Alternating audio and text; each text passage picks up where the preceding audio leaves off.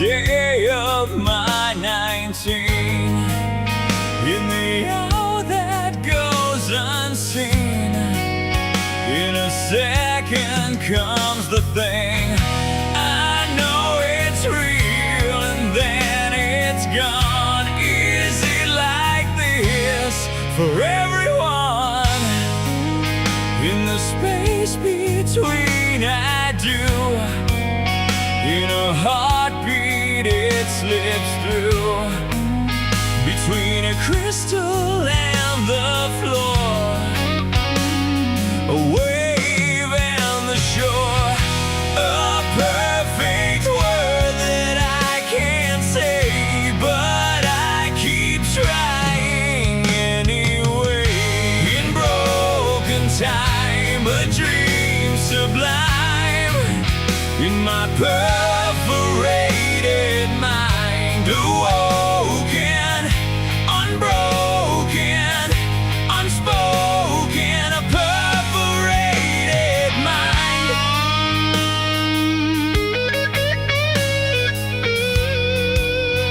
A perforated mind.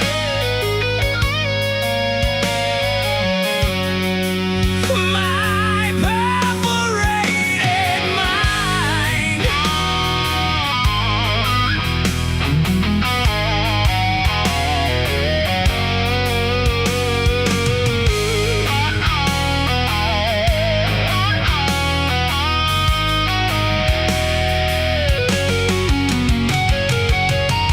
In broken time, a dream sublime, in my perforated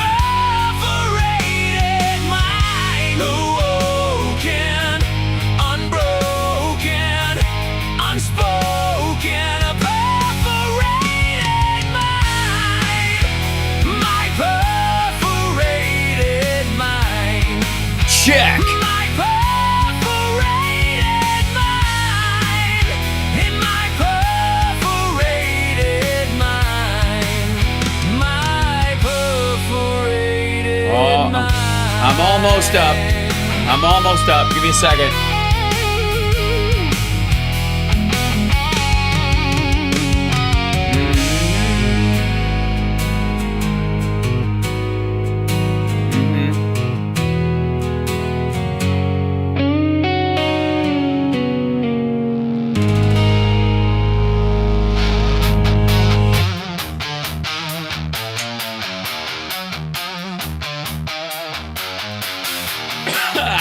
There we go. Here we go. Check.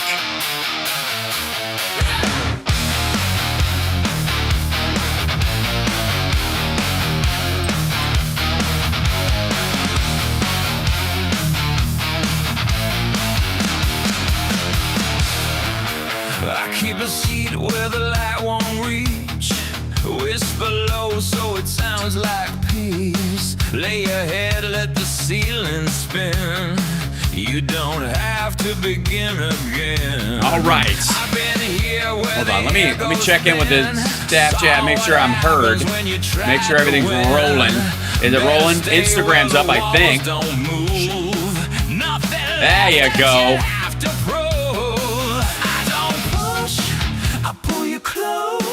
Till you forget what you wanted most. It's just the way of the world. Down in the dirt where the flowers bloom. It's just the way of the Excellent. world. You'll feel the power You. of an empty room. It's just the way of the world. Just wait a moment and All we'll right. start again. You are the enemy. That. There's this. It'll just transfer when it wants to, I think. Supposed to, anyways. Maybe I put it in the wrong thing. All right, let's just see. Hold on. Let me go in here and let me say this is working. Hey, it's working. Man, am I dirty. Ugh. I switched shirts right before I came on because, man, I'm stinky winky. And right when I was kind of like getting rid of my cough, my little tickle, I've been like sanding and grinding concrete and mortar. And I was wearing a mask even, and yet there's still enough in the air when I was sweeping up after. I was like, meh, yeah, should have wore the painter's mask while I was, while I was sweeping. Would have been a good idea. 'Cause, it occurs to you a little bit later. So if I'm like my nails are nasty, like Summer doesn't even want to hug me because I'm stanky. Luckily, my mom is visiting and she has no sense of smell. So she and I are getting along famously. But hello, good to see you. Oh, the freakouts continue. My Lord have mercy. I just have to say, good Lord. Hey, no problem with those CSL. I will figure them out. Let's see. We'll go into the downloads folder, and we'll drag. Let's see. I got to open up the Trump thing for this one. It's so much stuff. You know what I mean? Okay, so we'll drag this, and I'll take this guy, and we'll see. This is a new Trump drop. It sounds like this. Watching the market now. They're watching how are the stocks doing. How's it going? How's the socks doing? What the fox say? What the fuck is he saying? That pew. You've seen that pew. Yes, I have seen that. Pew. That was a good one. And then what was the other one yesterday? Well, it was, by the way, Open sieve. it was an open sieve, right? That's as opposed to the other kind, where he announces that he is transitioning and his new name. Do not dead name him as Donald Trump. He is now candidacy. He's candidacy. Announce my candidacy. Yay, we're going to announce your candidacy. Candidacy ass. And then, what was the other one? Oh, this is the... You want to begin the killing. Oh, we did that one before. Okay, so that one's in there. Okay. People are watching the market now. They're watching how are the stocks doing. How's it going? That's right. You have to leave the market part in, or people might think he's talking about sports. Like, oh, the Red Sox, the White Sox. Nope, just the sock market. Surge, the waters thick, danger, blood. Yes, you have. Tariffs! So it didn't get much better. Trump spoke to the Dodgers today. All right, there's so much to cover. I'm just going to dive straight the hell in. This is a double. Yeah, sometimes it opens two. I don't know why. And when he had the Dodgers over, he went from 0 to HGTV in like 4 minutes. And they're also playing the goddamn song the whole time he's walking out. Yeah, there we go. And then okay, this is the other thing. And then Wet all the time.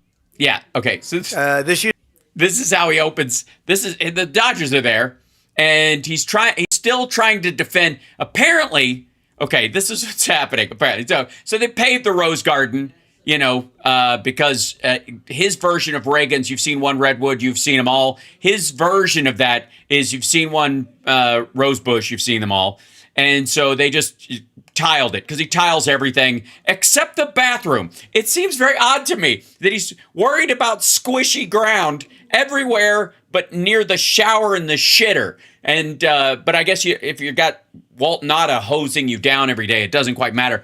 We're so close to 92K. Yeah, subscribe everybody if you would. I mean, I've got 10 million watch hours already. Now I know I'm on a lot, but god dang. All right. This is where's this? This is right at the beginning of the speech. Like one of these, like he walks up and then basically right out of the gate. To be grass, and it was always wet. Yeah, hence the garden kind of part. The White House is built on a wetland, and when you're built on a wetland, the grass is wet all the time. So wet is the primary word. Now again, he apparently has to keep defending the shit he's doing to the White House to Melania, because apparently she is bitching about it all the time. And this is exactly why he keeps bringing it up. She's like, I don't like Donald. I don't like. If it didn't rain for 5 I don't think she says that. I think she just has that stare, and he feels defensive anytime. Because like I said, she has resting assassin face.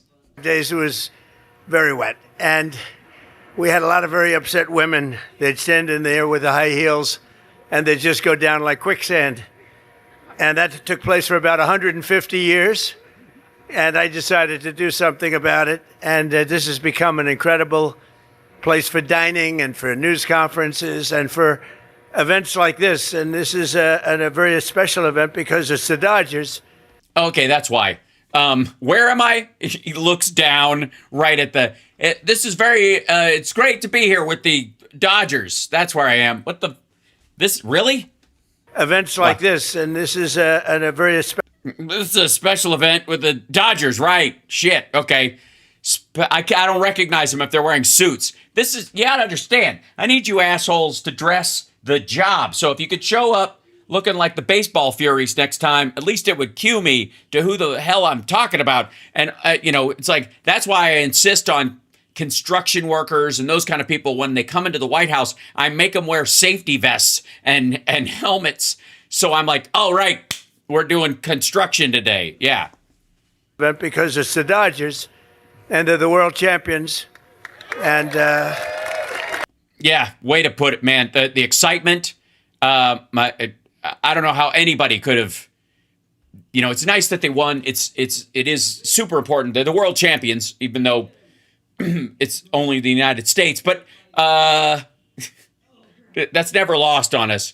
But, at least you could bring the pizzazz that we expect, the riz, the lightning, the payow, the what's the word you were looking for?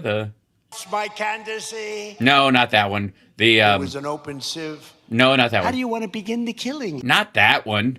It was... I don't want to say whether or not. People are watching the market. You've surged the war. Where did the pew go? I dragged it over there. You've seen that pew. There it is. Yeah, that's what he's bringing to this speech right now. You've seen that pew. You've seen that pew. Pew. You have. Pew. No one has ever seen that. If I saw pew, I would look away. And Mark, this is the first time we've ever used the new rose garden. You see right up there, the rose garden. And put that up. Looks very nice. This is not. Do you think Biden would do that? I don't think so. I don't. What the fuck? What, a sign that says it's the rose garden because nobody knows it's the rose garden anymore because it's completely devoid of roses and garden shit. I think Biden would do it. And we create. What? Yeah. Why would you hang them outside? It's not Florida, you dumb son of a bitch. You wouldn't do that. You wouldn't. Oh my God. Because it rains and snows. That's ridiculous. No, he wouldn't do that. Precisely. With the gold leafing on the outside of the building. Jesus Christ. Walk of Fame. That wall for 150 years had absolutely nothing on it. And it Yeah, it's called class. Always used to amaze me. I said, what are we going to put on that wall? Nothing. Leave it the fuck alone. It's the people's house. You can do whatever you want to the inside, but the outside is iconic, you dipshit. Now, I could put some of the great Dodgers Who gives a fuck? on the wall, but I figured maybe it's more appropriate that we put the presidents. So it's been quite something. As opposed to rando members of the Dodgers? What, this team or just over time? We did from Washington to Trump, and people love it. And do they? They all want to come by and look at it? Jesus Christ. Do they tell you they love it? Let me ask you, is anyone allowed to tell you they don't? If anybody says, I think that's a stupid idea, do you make them leave immediately and have them targeted? Because that's what it seems like. And so therefore, I'm not sure if you can trust whether people actually like it or not. I think this is yet another example of how this is the perfect recipe for yes man soup. Study the plaques, and generally speaking, I was very nice to the people up there. A couple of them probably not as nice as I could have been. But I just want to say that we're delighted to host the 2025 World Series champions, the Los Angeles Dodgers. Amazing. Amazing that they used to be the the Brooklyn Trolley Dodgers, actually. That's where they got their name from. What was that noise? Did he just face fart again? We're not going to watch nothing but Trump for this one. I just wanted to cut into the beginning of this, but Amazing. What was that? And for the first time in the proud history of this famous franchise, you are repeat champions. I didn't know that. That's the first time, huh? Well, great ownership, great management. And so I'm thrilled to say welcome back to the White House. And maybe I'll see you again next year, I hope. But it's a really... But it's really, this is so exciting. It's truly a great, when you talk about a brand, it's one of the great brands anywhere in the world, no matter. Oh my God. Yeah, absolutely. I love Dodgers toothpaste, even though it tastes like shit. I'll buy their sports drink because it dodges your entire insides and goes straight out your penis. What are you talking about? It's a team name, stupid. You know why it doesn't endure? Because it wasn't accidentally named after a racial group and required a bunch of fucking polish over the years, dummy. One of the great brands. Shut up. Also, I apologize. Luckily, the sun is with us, and it's not shining in the front. So, all right. Now, none of us needs this in our lives. You get it. He came out and he blathered. There was another blather that he did. He spoke to some little gathering today as well. I'll find it in a minute. But the big thing, of course, today is apparently while he's blathering on about the Dodgers and I'll find this because you have to see. This is a great example of Trump just literally having no idea what his agenda is for the day. And I don't know whether that is just shitty management on Susie Wiles' behalf, or they know he won't go if they tell him the truth, so he doesn't bother, right? That shit. I particularly love this. It's like this, one of these like sit down rando meetings with these folks. Come in. Where is he? It was, here it is. Yeah, so he made, this is a, get out of here. Okay, so this was, Trump makes an announcement an announcement on the ratepayer protection plan. Now, what is the ratepayer protection plan? Well, that is a response to, because they have to, a response to, let me slide this thing in. This thing is annoying me. Hold on.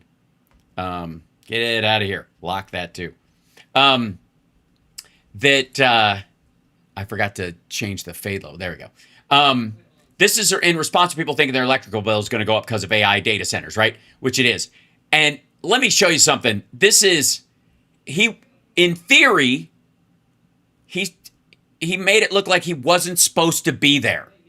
That he made a choice just to zip over there for shits and giggles, okay?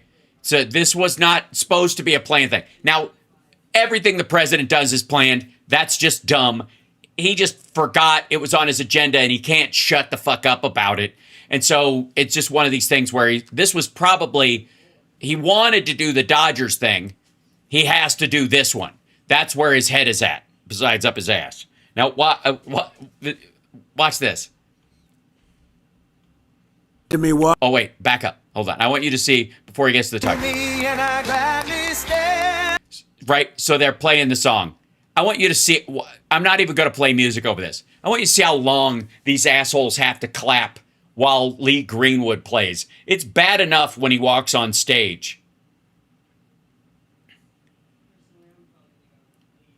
Not even, nope.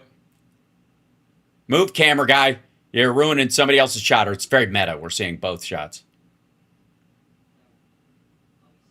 And the song is going on. He shakes hands with everybody while the song is playing. These are all business people and cabinet members, so that's why I would say it. All right, yeah. Okay, we made the black guy sit on the very far end. He works for you. Oh, you don't say. All right. And then he comes back over, and he would just sit down, and they should just wind down the song. Nope. Just stands behind the chair like an asshole while everybody claps.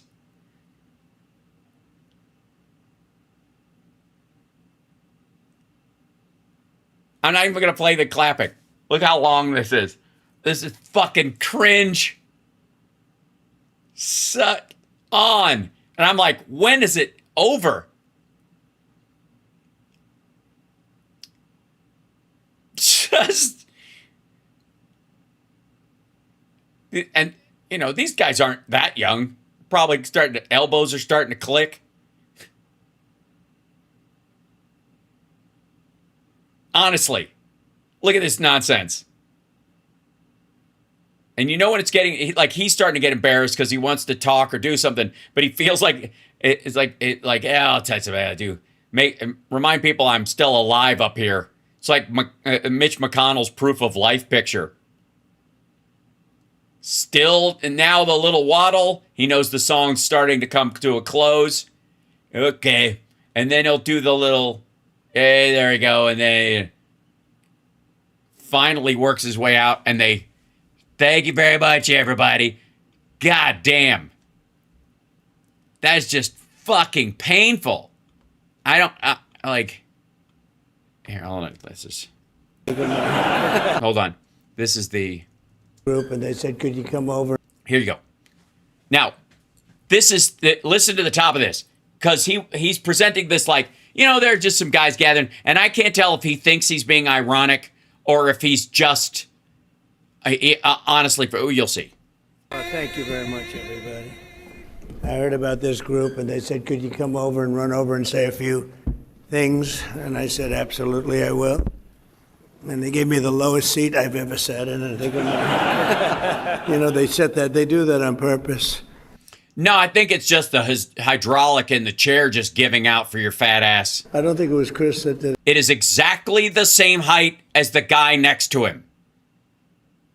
It is exactly the same height. We can see the top of the guy's seat next to you. We can see it. We can see the line that's right there. You're on the same platform. You're just not 6'3" is really the reality here. This is what we're talking about. You're not 6'3". And you're starting to stoop and fade, I guess. He's starting to bend. He's starting to just... He's wilting. It's the wilting of an 80-year-old. I'm just trying to compare them. Yes, and if you compare them, they're the same height. Chris wouldn't do that, but it happens. It's really an honor to be with you, tremendous people. And oh, there's the phlegm. it's a really important subject, so I wanted to be here. I'll say Oh, yeah? What is a it? few words, and then I'll head out, and you'll handle it. And it's something you're very familiar with. But Oh, yeah, the thing. What's the thing he's really familiar with? What's that thing? I mean, before you open the folder, why are you there? What is this about? What does it say on the wall behind you? What is this? the people in the room are real doers, real amazing. It's an amazing group. Oh yeah, what's amazing about them? Obviously, if they're amazing, why do you even need notes? You certainly don't need a teleprompter. Well, except when you do, and that's always. Here today to continue the incredible progress we're making in communities nationwide to ensure that as new data centers go up, and they're going up all over, electricity bills for American families will actually come down. You know, you're going to be building your own data centers, and you. Yes, you are. We are. I think that's what you do. Like the citizenry. I'm going to build my own data center. You're going to. It's like Oprah with data centers. There's one under everybody's chair. You're going to building your own electric plants. Right. That's what you meant to say. When you build those, you're going to be doing this. So just. You're essentially becoming a utility. For yourself? Yes, it's like when you masturbate and you're essentially becoming the world's greatest lover. Yeah, that's exactly. Sorry, wrong. I know, Halloween Sparks. Con Edison in New York, but maybe at a smaller and with more fumes. level that nobody's ever seen before, because we've seen some of the plants that they're building are absolutely incredible. They're absolutely incredible. Yeah, what's incredible about them besides the fact that they look like a giant shipping warehouse? Are they great works of architecture? Are they gorgeous to look at? Would they make the Greeks proud? electric plants, electric manufacturing plants. No. Electric generating plants don't manufacture electricity. Electricity is not manufactured. There is not a single assembly line in this whole country that puts together electricity. What do you do? With the tail end, I put the bzzz on.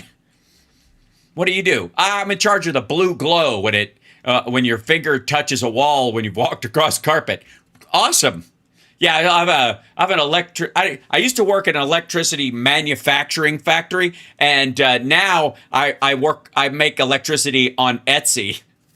It's locally grown.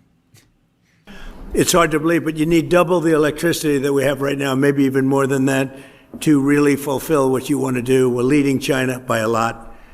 And fulfill what you want to do, which would be using our old. Yeah, that's right. It's the electric slide. That's right. Grid would not have worked. And I came up with the idea that, build your own plant. This way nobody can complain. You won't call me and say what a... Yeah, they can. Because of the pollution? Because they're still taking groundwater and all that. What are you talking about? They won't complain. And you think they're all the same? Terrible job I'm doing because we have a... Oh, you mean like the people downriver from Colossus, Elon Musk's fucking travesty? 200-year-old grid that's...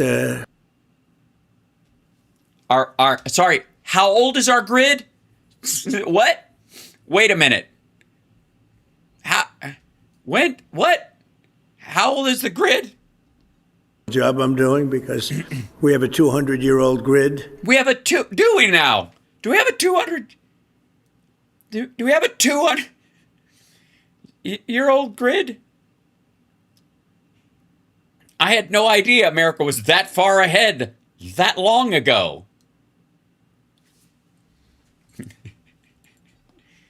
That's not the best in the world. You look at some places, you take a look at California, you have brownouts and blackouts every weekend. The last... No, you really don't. You don't. What is that? What are you talking about? Hold on. Let's see.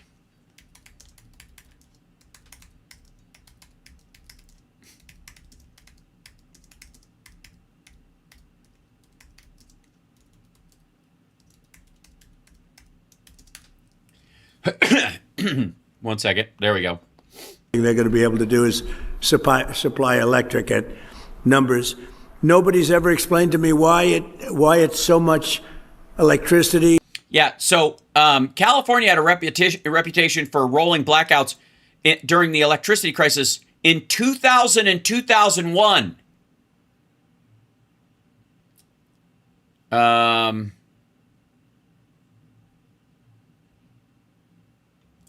Let's see.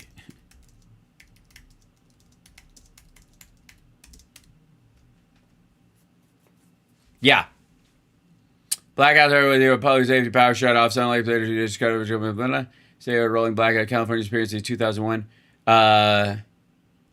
Yeah, the last time they did, after the 2000-2001 electricity crisis, Enron, anybody? Was August of 2020, when everybody was working from home and California was working harder than just about anybody else. We had some during that summer when he was president last time. Okay. Why you need so much, nor did I care that much, to be honest with you. All I know is you need more than double what we produce right now. Think of it. So we produce tremendous amounts of electricity for every business. Oh yeah, tremendous amount. Too much? Is it so much energy they're selling it off? It's practically free, I guess, right? It's so much. We're producing so much. I can't imagine in a supply and demand economy that you could be charging very much. And this industry needs more than double that amount. So we're letting you build your own with the Trump administration's ratepayer protection plan. The American innovators and consumers thrive to win together because we're insisting that AI... Thrive to win together? Strive? Strive. Consumers thrive to win together because we're I think strive to win together, not thrive to win together. I mean, strive to thrive together. Striving to thrive. That's going to be my my self-help book. Strive to thrive. Come on, you could do it. Ow, hernia. Ah. All right. I'm striving. Keep striving, man. insisting that AI data centers and big tech companies I love that they laminate the pages or cover them in plastic so he doesn't gob all over them when he's slathering, when saliva is just pouring out of his face. pay their own way, and that's what they're doing, and they're happy to do it because this way they're going to be able to They don't have a choice. function and function brilliantly. They're going to have a lot of Yeah, so much function. They're just fucking nailing that functioning, buddy. Yeah, they're functioning like nobody's ever functioned before. electricity left over, and they'll put that into the grid, so it'll actually The 200-year-old grid. Oh my God. Wait, does brand new electricity work in the 200-year-old grid? Is electricity the same? I mean, technology has changed so much since 1826. up with more electricity. The rates are going to go down. As president, I've always said that America's goal must be to dominate the future, and that includes being the number Really? I said dominate the future. Make the future your bitch. That's the first chapter in my book, Strive to Thrive. one superpower in artificial intelligence. So important. And this is, I think, bigger than frankly, I think it's bigger than the internet.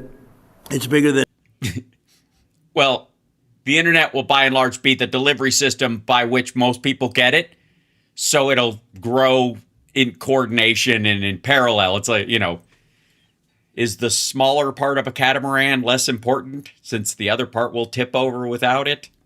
anything anyone's seen thus far. Maybe someday there'll be something bigger than this, probably will.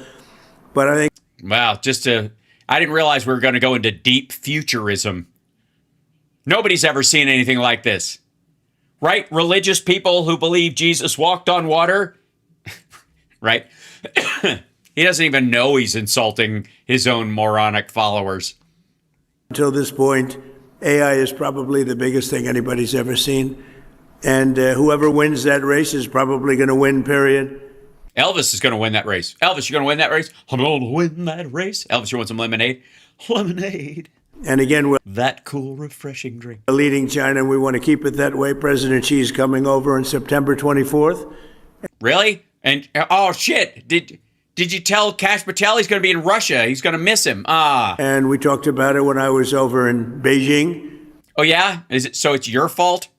And we'll be talking about it again. Oh, yeah? I would love to hear. Please let there be a transcript of the conversation between these two numbnuts talking about the future of AI. Going to be big. It's very big. I agree. Very big. It's very big. See, as big is probably what we can expect. It's going to be bigger than anyone's ever seen before. I could probably agree with that. There might be some things bigger, but maybe not. It could be, but I don't see it. What exactly are you going to be talking about? We want to be ahead. No, we want to be ahead. Great conversation. But he was very impressed with the job we've done because Yeah, that's why they've been piggybacking on Anthropic's work, dummy. ordinarily, they don't have any problem with electric. They build a lot of electric. They don't do environmental impact statements. They just say, you want electric, we'll build it. They don't use too many windmills. They make the windmills, but they don't use them.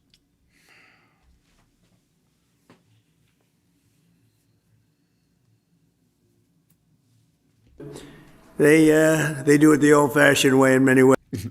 What do they do? Like the old-fashioned way? They bang rocks together, wait for the sky god to send lightning to set a tree on fire so they can have a barbecue? What the fuck are you talking about?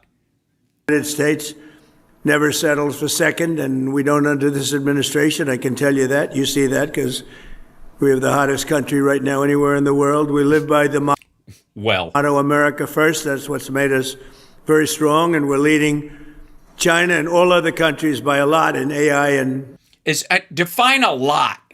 just about every other category. Oh yeah, what would be those categories besides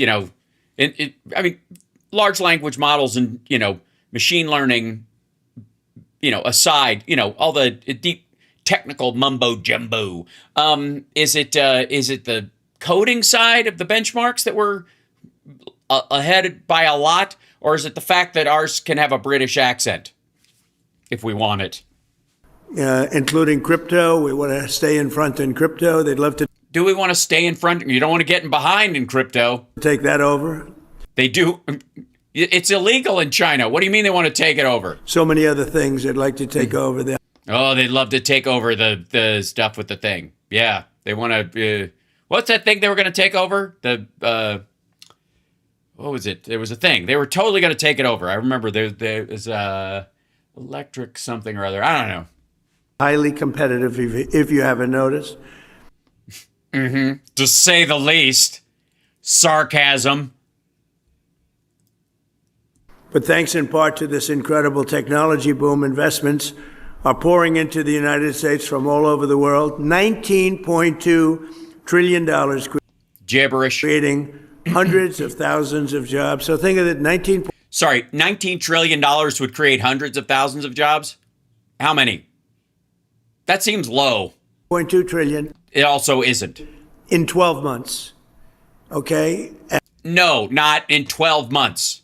You've gotten these promises in your head that it's going to add up. A lot of these are targets over decades, if at all. The previous administration had less than $1 trillion. But it was actual money. See, that's the difference. It wasn't just promise. This is the reason you can look back and say it was a little under $1 trillion is A, it was fucking COVID, but also a good portion that we weren't looking for anybody else to pick up our mess. You're trying to patch holes in your defense budget and stuff with money from other countries. In 4 years. I would say that's an improvement. Do I get credit for it? No. Well, that's because it hasn't happened, and it's not going to. And our national debt is going up $93 million a second or some shit. Get no credit. An hour? Is it an hour? Am I being too mean? Look at that. It's a 19.2 in 12 months. Yeah, that's just a lie. Not true at all. On the White House's own website, it says 9.2. I'm so tired of debunking this lame-ass lie. Come on, you're supposed to be the world's greatest salesman, but come up with some new lies. Like, I understand the Hitler method. I understand propaganda. I know you have to repeat the lie over and over and over again till it becomes the truth. But it can't be a material number that we can check, stupid. You have to go, we're for America. America believes in us, and I believe in America. That's the kind of shit you repeat over and over, and then people go, well, he must believe in America. That's how it works. That's the propaganda that languaging that has to be repeated. You can't just go, the earth is flat. It's fucking flat. It's flat. It's flat. And you say flat all the time. I say it. I told you it's flat. It doesn't become flat because you said so. It doesn't work that way. Less than 1 in 4 years. It's hard to believe, right? But yes, and again, why? Because it's a real number? That's the way it is. It's not the way it is. No credit, but we just keep chugging along. But as I say, I get no credit for anything, and then I look around the Oval Office. I said, oh, but we're in the Oval Office, so I guess we do get credit. No. Hoover was in the Oval Office around this time in his presidency, too. But less than 2 years ago, our country was dead. And I've had this said by so many leaders. I use the expression a little bit different. No. What you've done is taken what MBS or some shithead said to you from a royal oil-rich, racially and religiously homogenous country, tell you that our pluralistic society is a shithole and it used to be terrible, but now that you're there, you're going to clean it up. You're the boss. And he forgot who said it, so he's attributed it to multiple people. I guess it's like so many people have given me this same gift. I only have one of them. But so many people give it to me. I get it every year. I only have one because he gave it to me and he gave it to me and he gave it to me. No, one of them gave it to you. You just forgot. And keep it. Thanks for the shit emoji coffee mug. Different sometimes, said differently, but meaning the same thing. They say, sir, less than 2 years ago, your country was dead. Oh, maybe it's their language, was what you mean. Now you have the hottest country anywhere in the world, and we are the hottest in the world.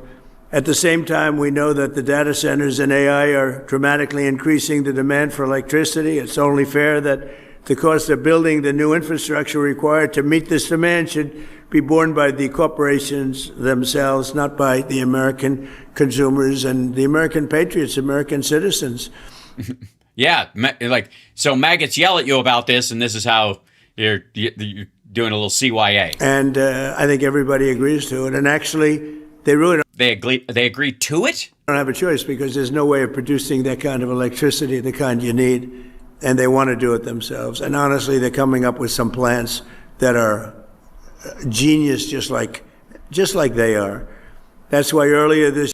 Sorry, if you're talking about Elon Musk, genius like they are means not at all. Year I introduced the Ratepayer Protection Pledge. Okay, so not only did we have to sit through the signing of the executive order on this horse shit, he's got to come out and beat his chest about having signed it.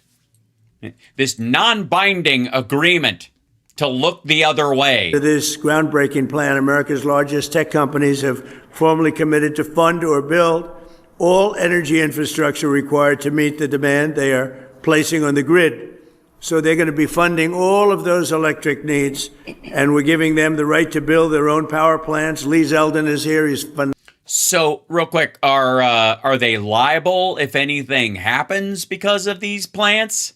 I mean, on Earth One, they should be, but seems like if you bum rush it and say, hey, build it right away, this is national security, and they go, hey, we had to build it sloppy and fast, it exploded, but, they said quick. We needed it quick, right? So we did it. Like, it's really the government's problem. It's the taxpayer that blew up your farm, not me. And he's getting it done quickly, and thank you. Stand up. Stand up. Hammered shit. This dude is out of it.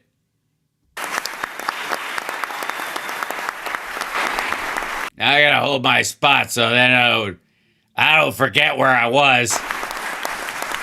He is phenomenal. He's incredible. He's an MVP candidate, I will tell you. He is doing things at levels, and by the way, everything that no one's ever seen before? Perfectly. He's totally into the environment, but he's getting things done in 2, 3, 4 weeks that used to take years and years. And people... Yeah, who needs to check, the ground to see if a dam or a structure can hold it up for more than 3 years? It won't be your problem when it falls over. Getting their approvals, and they're building buildings. We're building more buildings now, plants, and all sorts of manufacturing capability that we've never done anywhere near it many, many times. And companies are pouring in. Toyota, the other day, as you know, announced that they're moving into our country from Mexico. They're going to be, I think, closing up a lot of their operation, maybe all of it in Mexico. Nope, they're not. They have 13 plants here. They're building one more. They've still got 3 over there. Moving to this country. We have we have more car plants being built now in the United States than at any time in history. And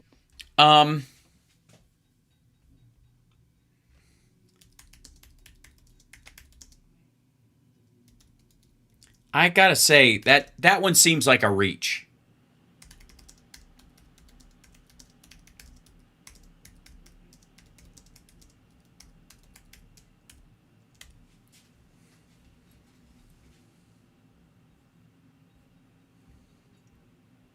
Because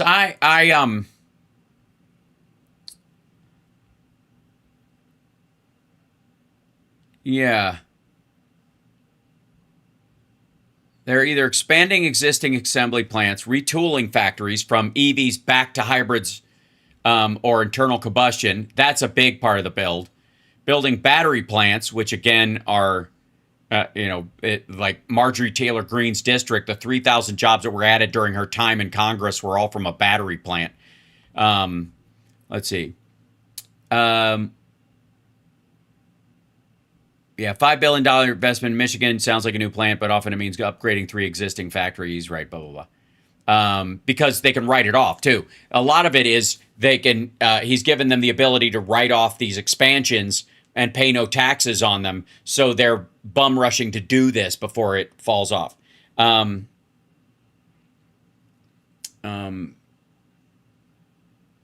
Yeah, that's just materially not true.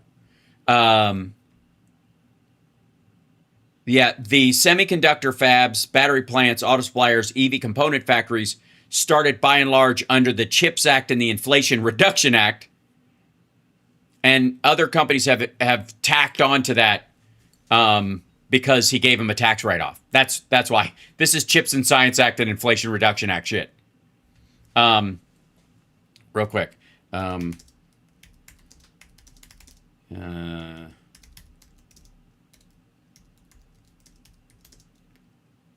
Let's see there.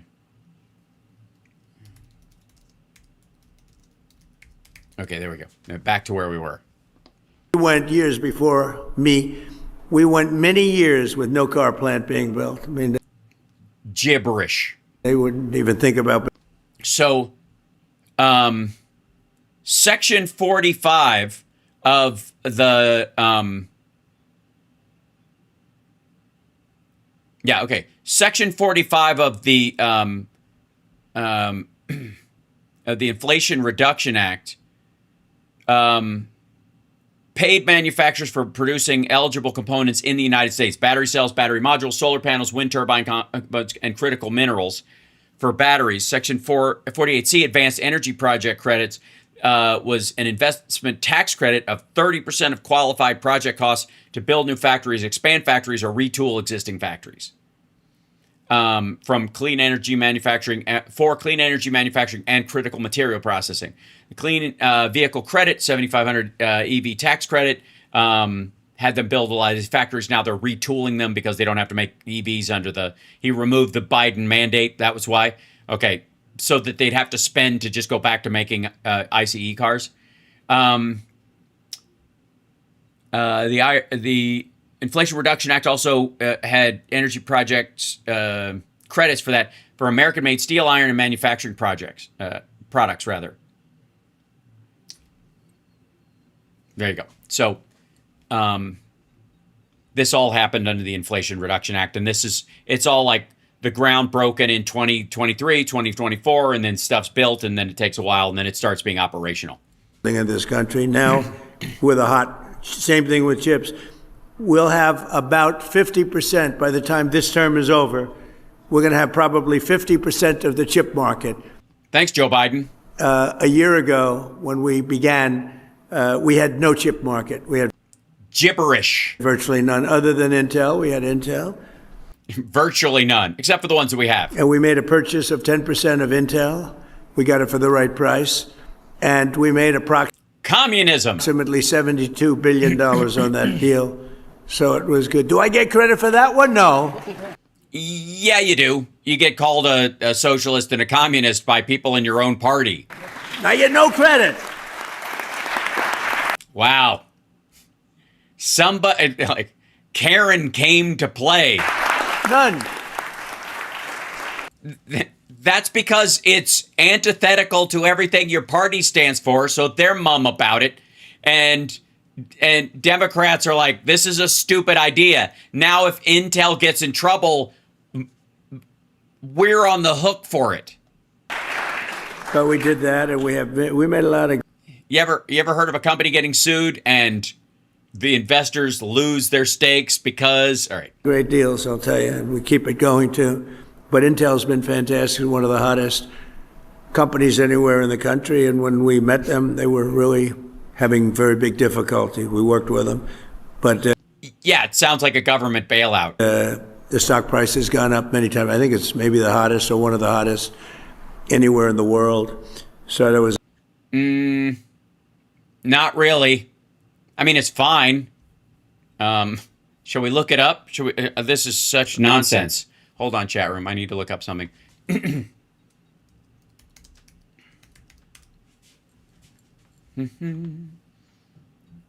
Let's see. It's down 2% today. I'm gonna these 6 months. year to date. There we go. This would be 331.26. Yeah, this is where he bought into it. It's at 100 and something. It was at 45. That's where the government buy-in is. This is where it's one of the hottest because he and his family bought a big chunk of it right here, and then they're riding it out. Now, as it settles out, will it go? I mean, because we have to build chips here, so the Chips and Science Act, they knew it was going to be going that direction. Hey, look at this. There's DJT. Look at that. The Trump Media and Technology Group. How's that doing? Oh, shit. No, let's... So DJT is telling you what a hot stock is. It's going to give you a hot stock injection. All right, where was... I hate this.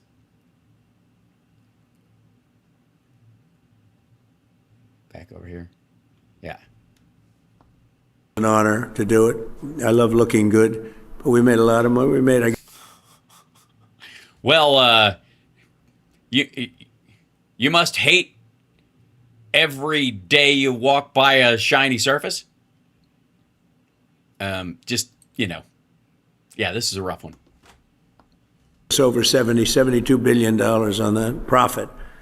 They've also agreed to invest heavily in local communities where data centers are built, supporting job training and local services. Yeah, same shit you heard from coal mine companies. They're really spending a tremendous amount of money. In other words, for the governors in the room, you have great governors in this room, and these companies are spending tremendous amounts of money on the communities, the local communities. Buying people off so that they don't sue, and so purchasing people's property for pennies on the dollar when their well runs dry or turns toxic. I think it's important that we tell the local communities that, because other nations are trying to get us to slow down, and they're spending a lot of money on propaganda, on press, PR, trying to convince everybody that this isn't a positive thing. And if yeah, you should bring that up. You didn't bring that up when you and Xi talked about AI last time. You should bring that up in September when you talk about AI with Xi. Hey, stop your soft power operatives from posing as Americans and setting communities against each other. Bring that up. See how well that goes. Do this, we're going to be left behind. And even communities compared to other communities. You have some communities that really want this. This isn't Do you? all negative stuff. You have communities that really want the data center. Oh, yeah? Why don't they just put them there then? Shit. Where? And frankly, those are the smart communities, because it means they don't care how fast and dirty the damn thing is built. This is near my summer home. This technology is going to fade in 3 years anyways. They're not going to need these giant places. And then there's going to be an Amazon fulfillment center a block from my house. Tremendous numbers full of robots. Of jobs. Very little actual disruption. Actual disruption. Also, very little actual jobs. And the ones that don't want it, the happiest people in the world are foreign countries, number one, and number two, other. That's right. If you don't want a data center in your backyard, poisoning the groundwater and sucking up all your electricity and possibly putting a poorly regulated nuclear facility a mile from your house, if you don't like that, then the terrorists win. Communities within our country, because they're begging for them to be there, and some of them are great communities. Oh, those are such great communities. The ones that beg for data centers. So in what form does this begging occur in? What kind of begging are we seeing? Is it kind of a coy kind of a begging where they're like, I don't know, maybe I would, maybe I wouldn't. Like, you give me one of your dirty data centers. Or is this one of those situations where no means harder? Very, very forward-looking communities. Yes, communities of the future. Very smart communities. Since people who want to become mutants. I introduced this plan just a few months ago, more than 220 utilities, tech companies, state governments, and other partners have signed our ratepayer protection pledge. Electricity rates for 80% of the power. Okay. beyond the phlegm, he's got, this is starting to happen. Distributed in America are now being kept in check by the. You guys would tell me, right? I gotta say, like, the white piece of spit going from lip to lip and the corner part, I don't know that I've ever really experienced that because I have full lips and my tongue is too big for my mouth. So there's a lot of movement constantly. But like that, like that would be an all hands on deck. The first time it shows up. Thank you so much. CSL and Andrea and everybody, just please. And they're like, hey, there's a, yeah. So I don't, it's not an issue for me most of the time. But man, if it did, I would expect a good friend, people who care, to tell me immediately. No shame in it. It happens. But just, you know, whatever it is. You know, cottonmouth alert, something. Yes, thank you. Hal, you have lip scum. Thank you very much. Yes, please. Thank you for telling me. Now, granted, I put a screen up so that I can see my face. So I notice, and I think that's a good way to go. And it also guarantees that, you know how I always look happy to be here? It's because I like my own face. I get to look right at me. This is one of the best jobs ever. I get to work right across from my favorite person. You're not saying anything? You son of a bitch, Chris. How dare you? Plan. We have kept rates down, way down. You know, we inherited the worst inflation in the history of America. No, you didn't. It was 2.99. From the Biden administration. No, you didn't. And as you know, last week it was announced that inflation is way down. It's No, it isn't. It's down more than it's been in over 6 years, and other things are happening. No, it hasn't. That's not how this works. It is not. It's not down. Okay. Wouldn't that put us right in the middle of fucking COVID, anyways? That are so fantastic, and when all these buildings, plants, factories that we're talking about start opening up, all I know is I'd like to be the next president because I'm going to make somebody look very good. They're going to. This is him admitting that all the stuff he is touting was because of legislation passed under Biden. Sit there and all this stuff is going to be opening and they're going to be saying what a genius they are. That happened with Biden. I got cuts in medicine prices that statutorily took 2 or 3 years. Statutorily? And I got these tremendous cuts, and then they sat there and said, oh, yeah. They didn't even know where they came from. But I got them, and this is going to be a much bigger gibberish example. You have all these plants that are going to be opening up over the next 2 years. Oh, the plants. Sooner, but 2 years. And somebody's going to look very, very smart, and I hope you remember me because what we've done is... No, I'm sorry. What was your name again? Hold on. Hold on. A second. Asshole. Thank you very much. You can see your way out. Something that nobody thought was possible. For example, Southern Oh, here we go. All right. An example. We might actually have something. companies, Georgia Power has frozen base rates for households until 2029. Is anybody here from Georgia Power? Yeah, there's a certain governor who's here. A certain governor who's here too. Congratulations. Good job. That's a great job. I've heard about it. Congratulations to both. Sorry. So sorry. So what Mamdani is doing to rent, that's fucking communism. But regardless of production of energy, whether there's too much or there's too little, they're freezing the rates. So for why? Hold on. I thought communism, right? I thought I can't, like, he doesn't, he touts the 10%, which is actually 15% in Intel, but whatever, unless the numbers don't mean anything. Who the fuck knows? But between that and fixing the price of energy regardless of supply and demand, Hello, communism. It's fantastic. And Georgia, the revenue from Google's data center construction is allowing them to eliminate property taxes entirely.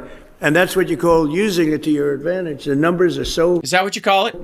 incredible. Nobody's ever seen, there's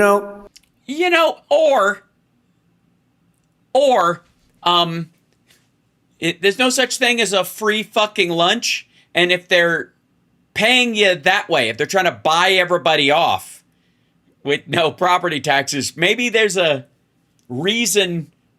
Michael, does this sound a little too good to be true? Like short-term yay for long-term nay? all my life, the biggest building in the whole world was the Pentagon. And you can fit 25 Pentagons into some of these buildings, 25. And if you happen to be a community, and there's very little disruption. They're just No, you can't. large. They go on for miles. And Oh, God. frankly, if you like certain types of things, they're incredible to They are. If you like certain types of things, they're incredible. What do you mean? Warehouse space? look at, to see that. Yeah, if you love seeing like rows and rows and rows of cooling units, I'm getting a chub just thinking about it. If you know what I love? I love, and this is a personal thing, I'm a little embarrassed to share it, but when I see a building with no fucking windows, I'm like, that's it. That's my dream home. That's where I think everybody dreams of working one day. We could do something. Nothing. You know what America needs? More concrete rectangles. What the fuck? If you like certain types of things. And those things would be... These buildings, 25. Okay, that I need to look up as well. Can the biggest data center in the U.S. hold 25 pentagons? That seems like a lot. I was comparing the land area of the enormous data centers with the ground footprint of the Pentagon. Not saying one data center building contains 25 times the Pentagon's interiors, but the Switch Citadel Tahoe Reno campus in Nevada is planned across 2,000 acres with up to 7.2 million square feet of actual data center building space.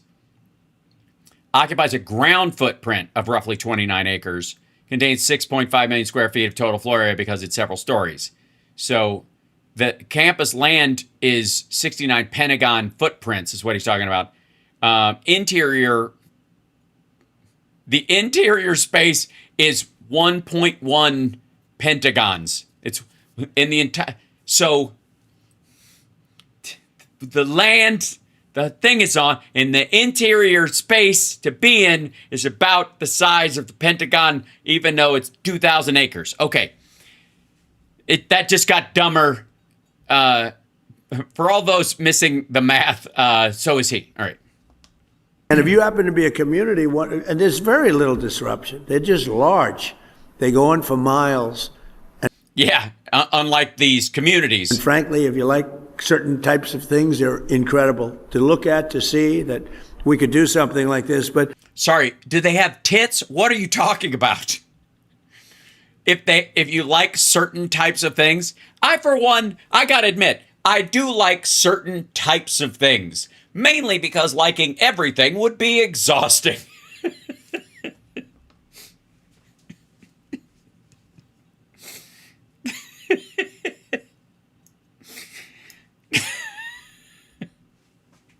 If you like certain types of things.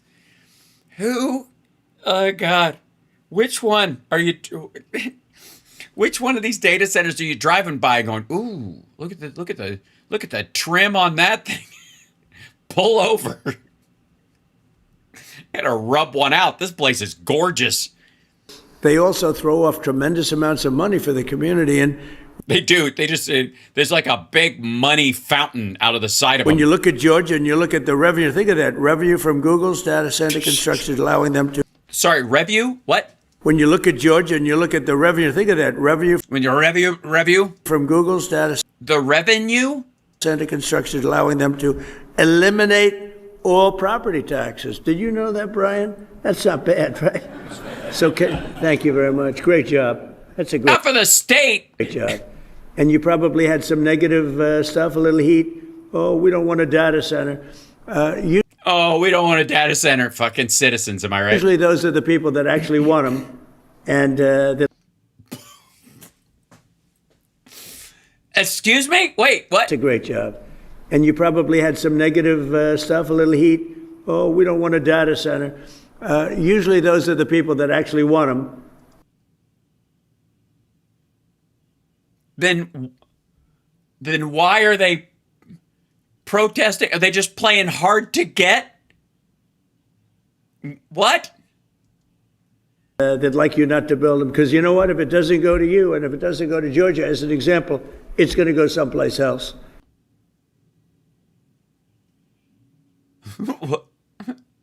What? What are you talking about? What? So the people who say they don't want them actually want them because if they don't get them, they'll go someplace else. This is the same man who says Iran wants to make a deal. I'm starting to think they aren't desperate to make a deal after all. And those people are very happy to get them, too, the smart people.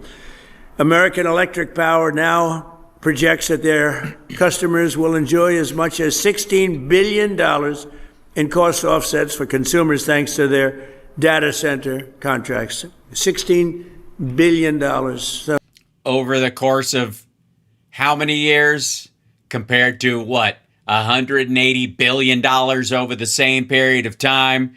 And in what way that it's one of those things where you start looking at it and you're like, oh, this class action lawsuit, we won $70 billion. And then you get a check for a nickel.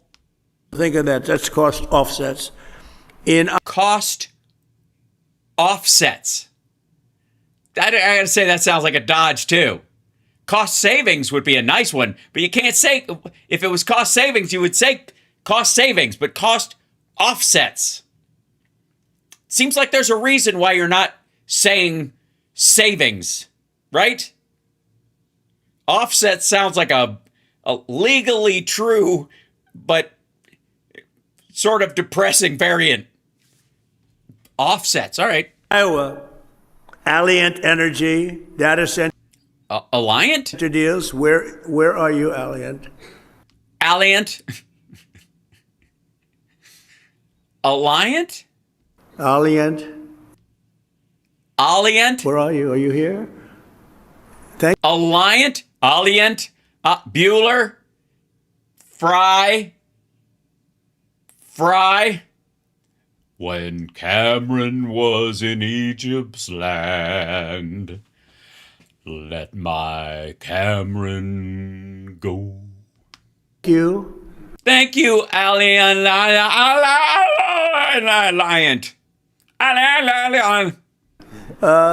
Data I'm pretty sure it's Alliant. center deals. Sorry.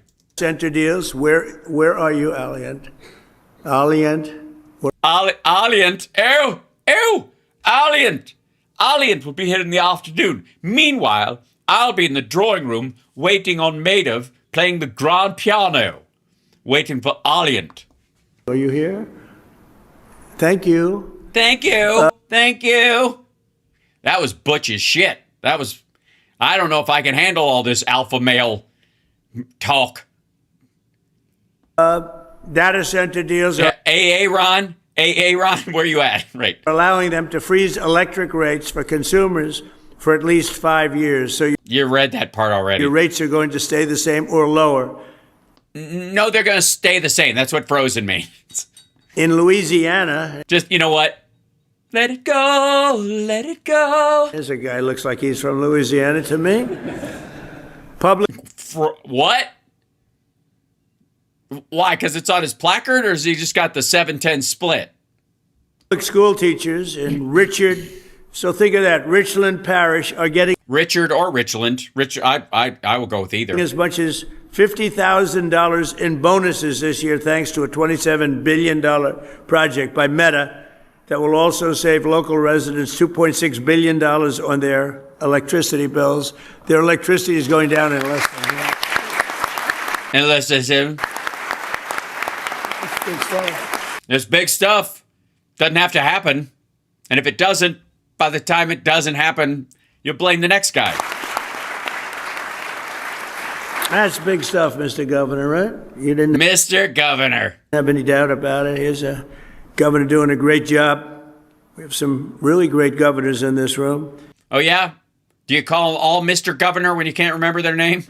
With the ratepayer protection pledge, we're creating a fair deal for everybody. This is how we'll grow our Fair deal. Take it. economy, lower the cost of living, I need to have a shite. protect American consumers, and lead the world in AI and high tech, all at the same time. We want to lead the world. And it is said, if you come in second, you're going to be second overall, because there's never been anything big like this. There's never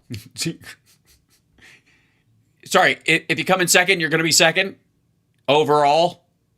In overall AI. been in, like in Georgia, there's no other thing you can do to create numbers like you've created, Brian. Both of you, there's no other thing. You can do 100 different deals, 100. It is nothing close to what you've been able to do. What? And why? They put a big, gorgeous new plant in a certain location. Big deal.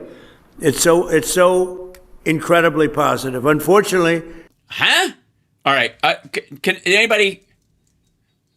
all at the same time. We want to lead the world. And it is said, if you come in second, you're going to be second overall, because there's never been anything big like this. There's never been any, like in Georgia, there's no other thing you can do to create numbers like you've created, Brian. Both of you, there's no other thing. You can do Sorry. Yeah.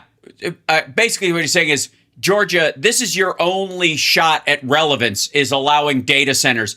There's nothing Georgia can come up with that will make money for the state like this. You have to have geniuses from the outside come in and build these plants, because what the fuck are people in Georgia going to make? That's what he means. different deals, 100. It is nothing close to what you've been able to do. And why? They put a big, gorgeous new plant in a certain location. Big deal. It's so A gorgeous new plant. Oh, incredibly positive. Unfortunately, there are some who would like to lead us down the opposite path. oh, the opposite path. What would the opposite path be? And I call them the radical left communists. They call them socialists, but these people are communists, actually. Okay, so they want to take us down the other route, where we don't buy a stake in businesses, and we don't price fix, and we don't move things that are good for the state into districts and force people to deal with it, because it's the community that's more important than individual property owners. Oh shit, wait. I think it's a much more accurate term. Great. Want to shut down all new development, kill our most successful industries, destroy hundreds of thousands of jobs, Yeah, that's their main reason. and surrender What kind of jobs are those? What would those people be doing besides building something and then it becomes a job-eating machine? Is the idea? I think that's their big fear.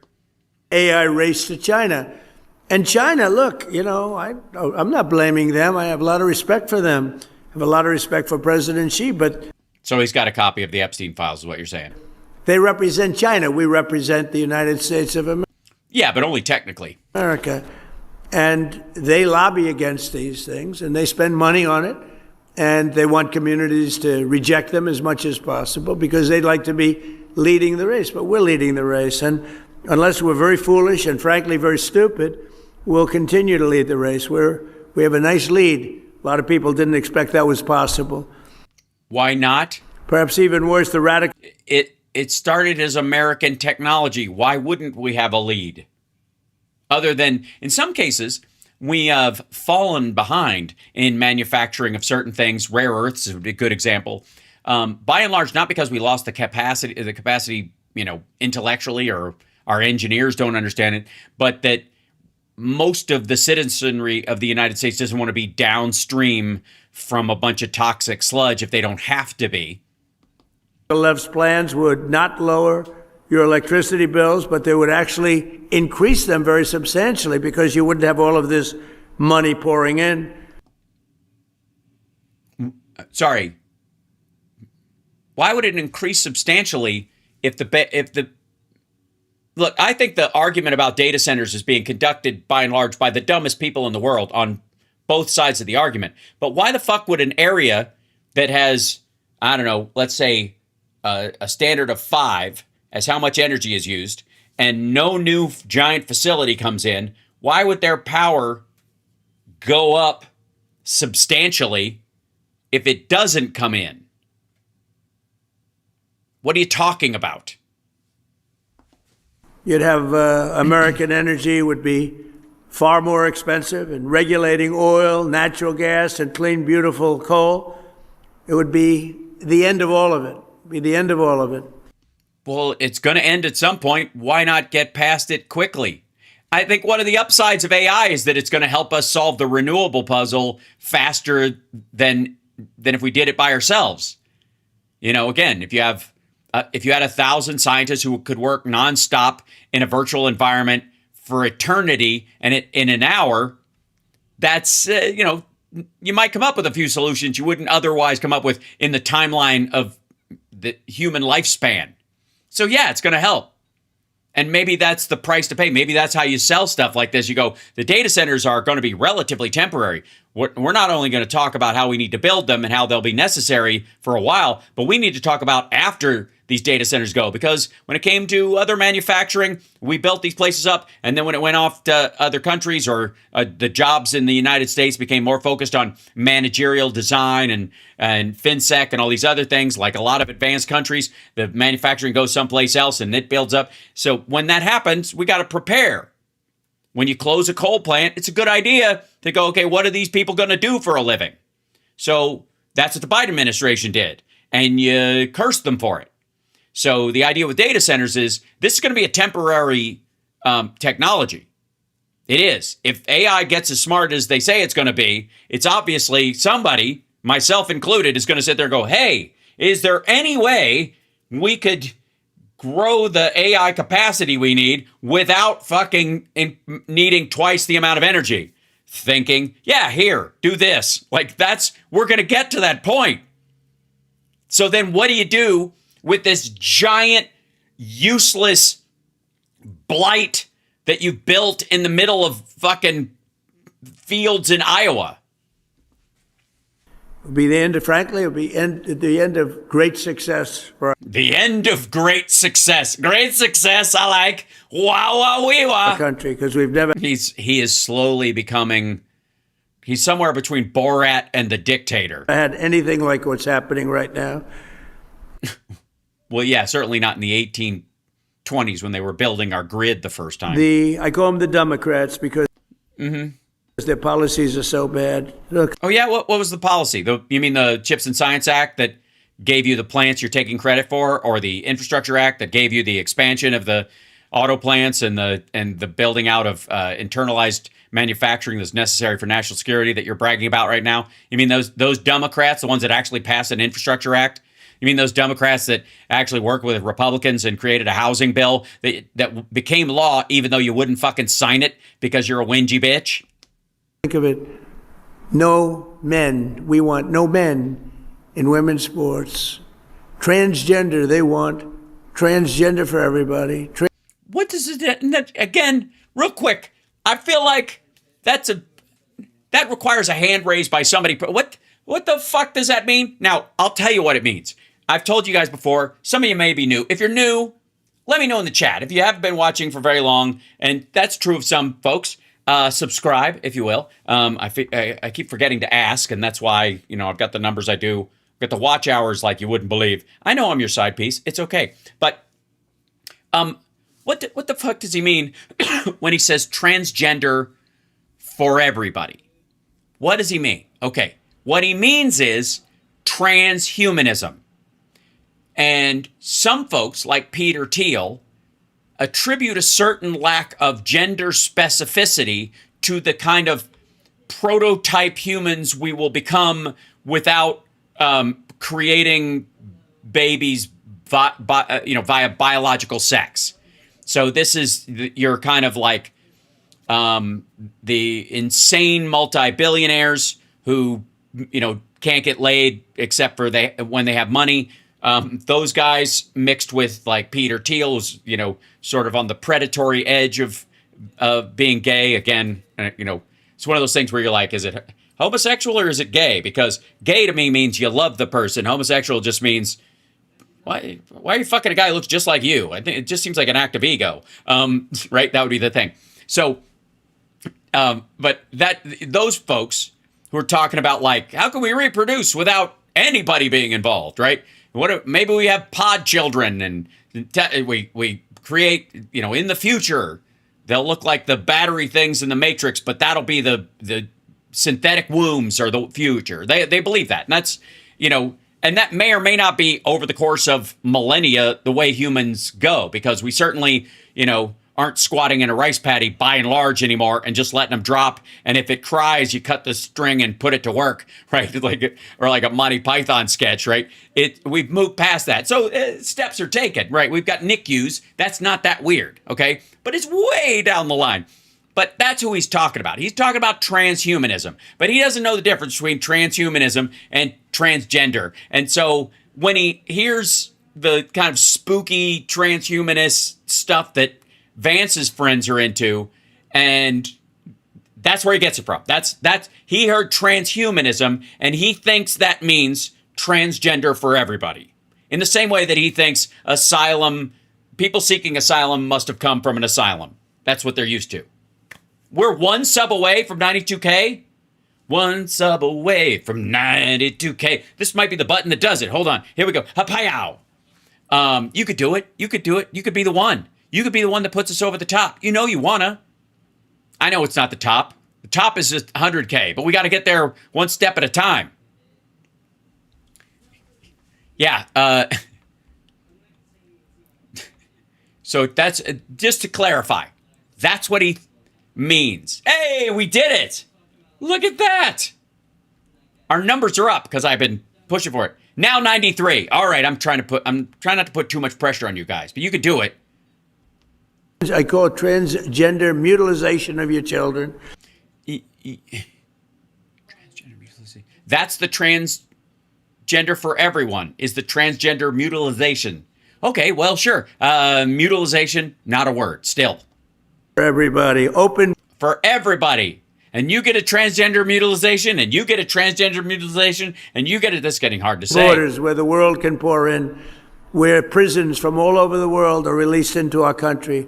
The whole building? It just kind of, does it come on a conveyor belt or they just drag it in? Is that what I'm passing when I pass those like wide load trucks on the road? And we've done a hell of a job in getting them out. Murderers, 11,000. Yeah, it's almost like they were never actually here. 888. 888 murderers. Yeah, it's amazing how that number never changes. It's amazing that number was true for the last decade and a half, because it's an accumulative number of people who are currently in jail or did their time and then were extradited or deported back to their countries.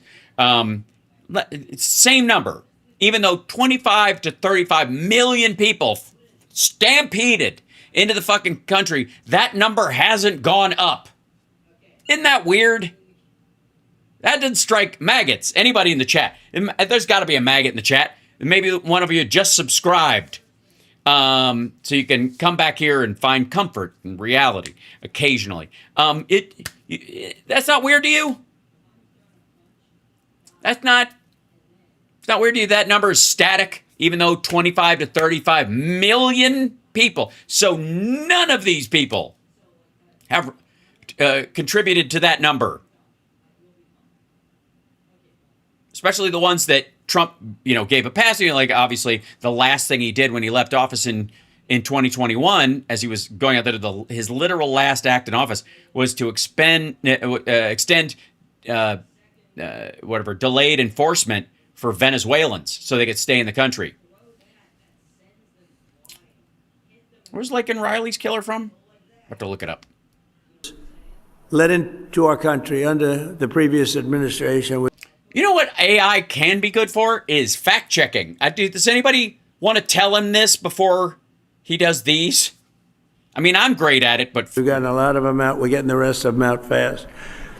But the Democrats in Congress want less energy, not more. And if given the chance, they'd send your prices soaring and inflation skyrocketing, which is exactly what would happen if you had somebody else sitting in the position that I am right now. No, actually, it was on its way down when Biden was there, and Harris had a similar economic strategy. So and she wasn't going to bomb Iran. And just like we did with the Green New scam, where we were scammed, the whole country was, I wasn't scammed. I got it right from the beginning. I got it from the first minute when I heard this crap. Oh, yeah? Yeah, didn't you say something the other day about how hot it was and the hottest you've ever seen? And it was like the hottest and the hot, and the water from the Colorado River is down and all that kind of stuff. And who could have told you that was happening? They were saying wind was so wonderful, except you couldn't watch your television. They wanted to watch the debate. Donald Trump against Sleepy Joe Biden. Nobody could watch it because the wind wasn't blowing, remember? No, that wasn't an actual thing. That was a comedic analogy that you attempted to talk about. That didn't actually, wait a minute. Does he believe that actually happened? Because I remember him telling that little story. Darling, I want to watch the debate. Oh, we can't. The wind's blowing, right? That was a story he told. Does he now believe that was a real exchange between a couple? Donald Trump against Sleepy Joe Biden. Nobody could watch it because the wind wasn't blowing. Remember that? Darling, we'd like to watch the debate tonight. I'm sorry, the wind isn't blowing. No, that's one of the great scams of all time. Yeah, he seems to now think that actually happened. You know, if you dislike another country, let them keep building windmills. They are going down. People are finally figuring it out. But we're not going to let it happen to this country. We're going to use the kind of things that work. And like what? I mean, the sun it's always there for you. It always comes back. Working better than anybody ever thought possible. So, really? What, steam engines? So experts have observed that the amount of energy a society produces is the single greatest indicator of its advancement as a civilization, its success as a country. Well, over time, since the 1700s, sure. That's like saying the growth of tribes it could be charted by the number of fires they started to cook food and stay warm during the winter. The ones that didn't got ate. Think of it when you think. If you think. I mean, you don't always. The amount of energy produced, Lee. So when you give those fast approvals, that's a positive thing. I want you to feel good. He does. He wants you to feel good. Yet instead of offering a positive version and vision for carrying vision, variation, VJ Kodak, is he with us today? American civilization to new heights, the radical left only wants to limit our energy consumption and rein in our American dreams. We have the American dream. Rein in. Until we came along, we had a great first term. We had the greatest economy in the history of our country. Sorry, we had an American dream until you came along? I think we might have had a broken clock moment. I think, it was the first true thing. And this economy will blow it. In all fairness, though, that's a pretty low bar considering the gibberish we've been listening to. We're doing very well against the Islamic Republic of Iran. Okay, good. He said Iran that time. We were a bit concerned, obviously, after last time. Where is it? I have it over here. I have to label these better. Begin the killing. That's not what I want. Islamic Republic of Japan. There you go. We're doing extremely well. Awesome. We're doing awesome. Would like to do something, but I say they're not ready yet. What would they like to do? Kill more of our service members? Sink more of our ships? What do they like to do? Need more of the same.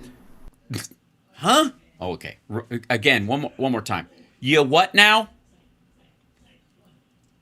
The Islamic Republic of Iran, we're doing extremely well. They would like to do something, but I say they're not ready yet. They need more of the same.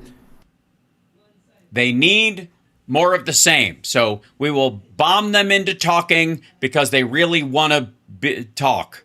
Thank you for the super chat. That's amazing. They're not ready yet. They got some evil intentions. We cannot let them have. Well, you got to that's how you do it then. You bomb the evil intentions right out of, we had the war on terror. Now we have the war on intentions.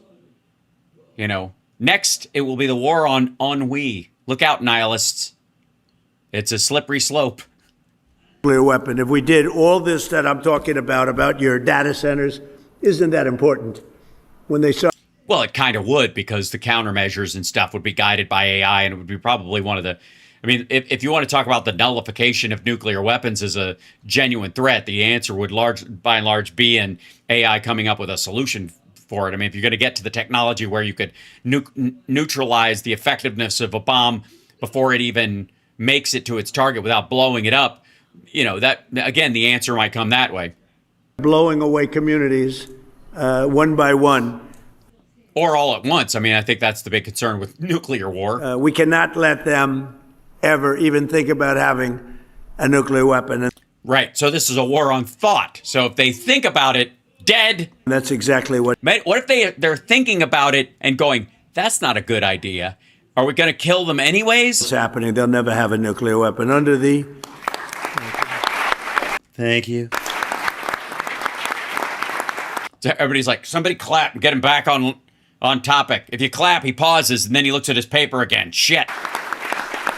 And by the way, this should have been done by other. They've been saying 47 years now. Then fuck you. You should have run on it. Then don't run on no new wars. No new wars. Don't run on that. Don't run on no new Middle Eastern wars, no forever wars, no regime change wars. Don't run on it. Say, as soon as I get in there, I'm going to settle what's been going on for 47 goddamn years. You know the PNAC document that you guys were all worried that John McCain would carry out? Well, I'm going to fucking do it. And one of my big problems and why everybody allows me to pick on him, even though, and call him, say he wasn't a war hero, even though he was a POW. The reason Republicans are okay with that is because they know I'll just carry out PNAC because Trump is just a typical Republican. This is the reality. About 3 years, but they should have been done for 50 years by other American presidents. No, it's gained 3 years since it seems like it's been 3 years since the beginning of the war. Or other countries. Didn't have to be us, but it seems to, if we don't do it, nobody else is.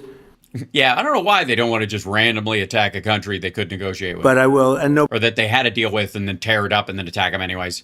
And it's not like there aren't other countries where their leaders are absolute pricks. They just don't have the gumption. Nobody else has the. Or a $1 trillion military budget. Capability to do it either. We built, in my first term, the greatest military anywhere in the world. Fuck you. Think about what he's saying right there. So before he came along, the greatest military in the world didn't exist. The Americans that served in World War II, the military that was built up, from then, like those people were just losers. Military service people weren't shit till he came along. We're using it a little more than I thought. Thank you so much, CSL. But that's all right. We had Venezuela that Chris is doing a fantastic job, and we've paid for the cost of that war many times over. We're taking millions. It's not a fucking investment. What a skeevy bastard. Okay, I did want to show other things. You're right. So many things. All right. Meanwhile, somebody has been trying desperately to steal our AI-generated thumbnail thunder, and that's Bend Over Johnson, of course, who, and maybe he meant something else when he said Keep an eye out for the Hold on. keep an eye out for the end times. Maybe that's not the end he was talking about. But so he's been, I don't know what the fuck this is. Putin pushing a red button and Trump, and apparently ours aren't going off, but they're all launching towards him while the Ayatollah, and then Benny's freaking out. Russia with Iran? What? Russia. So Benny Johnson's in on the Russia hoax again. But one of the people who really hates these, the AI generated thumbnails and doesn't like it at all is Dim Pool. AI thumbnails. AI content is the end of influencers, says frowny face. Sorry, one second. Let me jump over here. Completely. Come on, there you go. Scale up, you bastard. Yeah, that's right. Completely AI generated Tim Pool. That's the problem. AI generated thumbnails are ruining everything because Tim Pool is using them to make himself look like BJ and the Bear. What a dickhead. I love this. Like when you're like, AI content is the end of influence. It's over. And here he is. There you go. Just clean shit up. There you go with it. At least mine look ridiculous. I'm very proud of the one I did today. But like, it took a lot of talking. I'll show you this right now. I had to trick ChatGPT into doing that one for me because it's like I can't persuade on behalf of or against a particular politician or whatever. And I was like, I'm not. This is satire. I'm allowed to do satire. You don't have to have an opinion either way. Some people might like that he's doing this. Oh, good point. And then it just makes it. It's amazing how I can talk ChatGPT into doing whatever I want. I can sweet talk it. I call it sweet prompting. Yeah, same thing, CSL. Holy shit. So, I honest to God, like I was about to play this one, but this is so fucking dull. Everything I've seen out of Tim Pool that we've ever covered, except when it's materially reflective of what's going on in maggotdom, so you kind of have to need to know what's going on. But any of his actual pieces where he talks about coverage and he does coverage of certain stories, and it's from a POV, is so fucking namby-pamby and dull. Change is coming. It's been bubbling up among the younger generations. The kids today. Older people have not been paying attention. And many of us are going to get trapped like Blockbuster got trapped. A downward What? spiral, and eventually business goes tits up. What we're looking at. Why? Blockbuster went tits up because Netflix kind of came in and started delivering DVDs to home. That was the transition. It wasn't that Netflix came in over your internet. It was that Netflix, you could order it online and you could keep the DVD as long as you wanted and then send it back for other ones. Thank you, Anita. Appreciate it. Like, is the AI content revolution. And I don't know how long it will. Oh my God, who cares? It's like those VTubers that look like anime characters. Shit like this has been around for a while. But the thing is, the difference is faceless creators take a hit as YouTube cracks down on AI slop. This doesn't sound good for them. It may actually be somewhat short-lived for now. Oh my God. What did I say? Like, seriously, does he have a fetish for fence posts? Because he likes having one up his ass all the time? But I do believe that we're looking at a period where AI content is going to take over. God, shut up.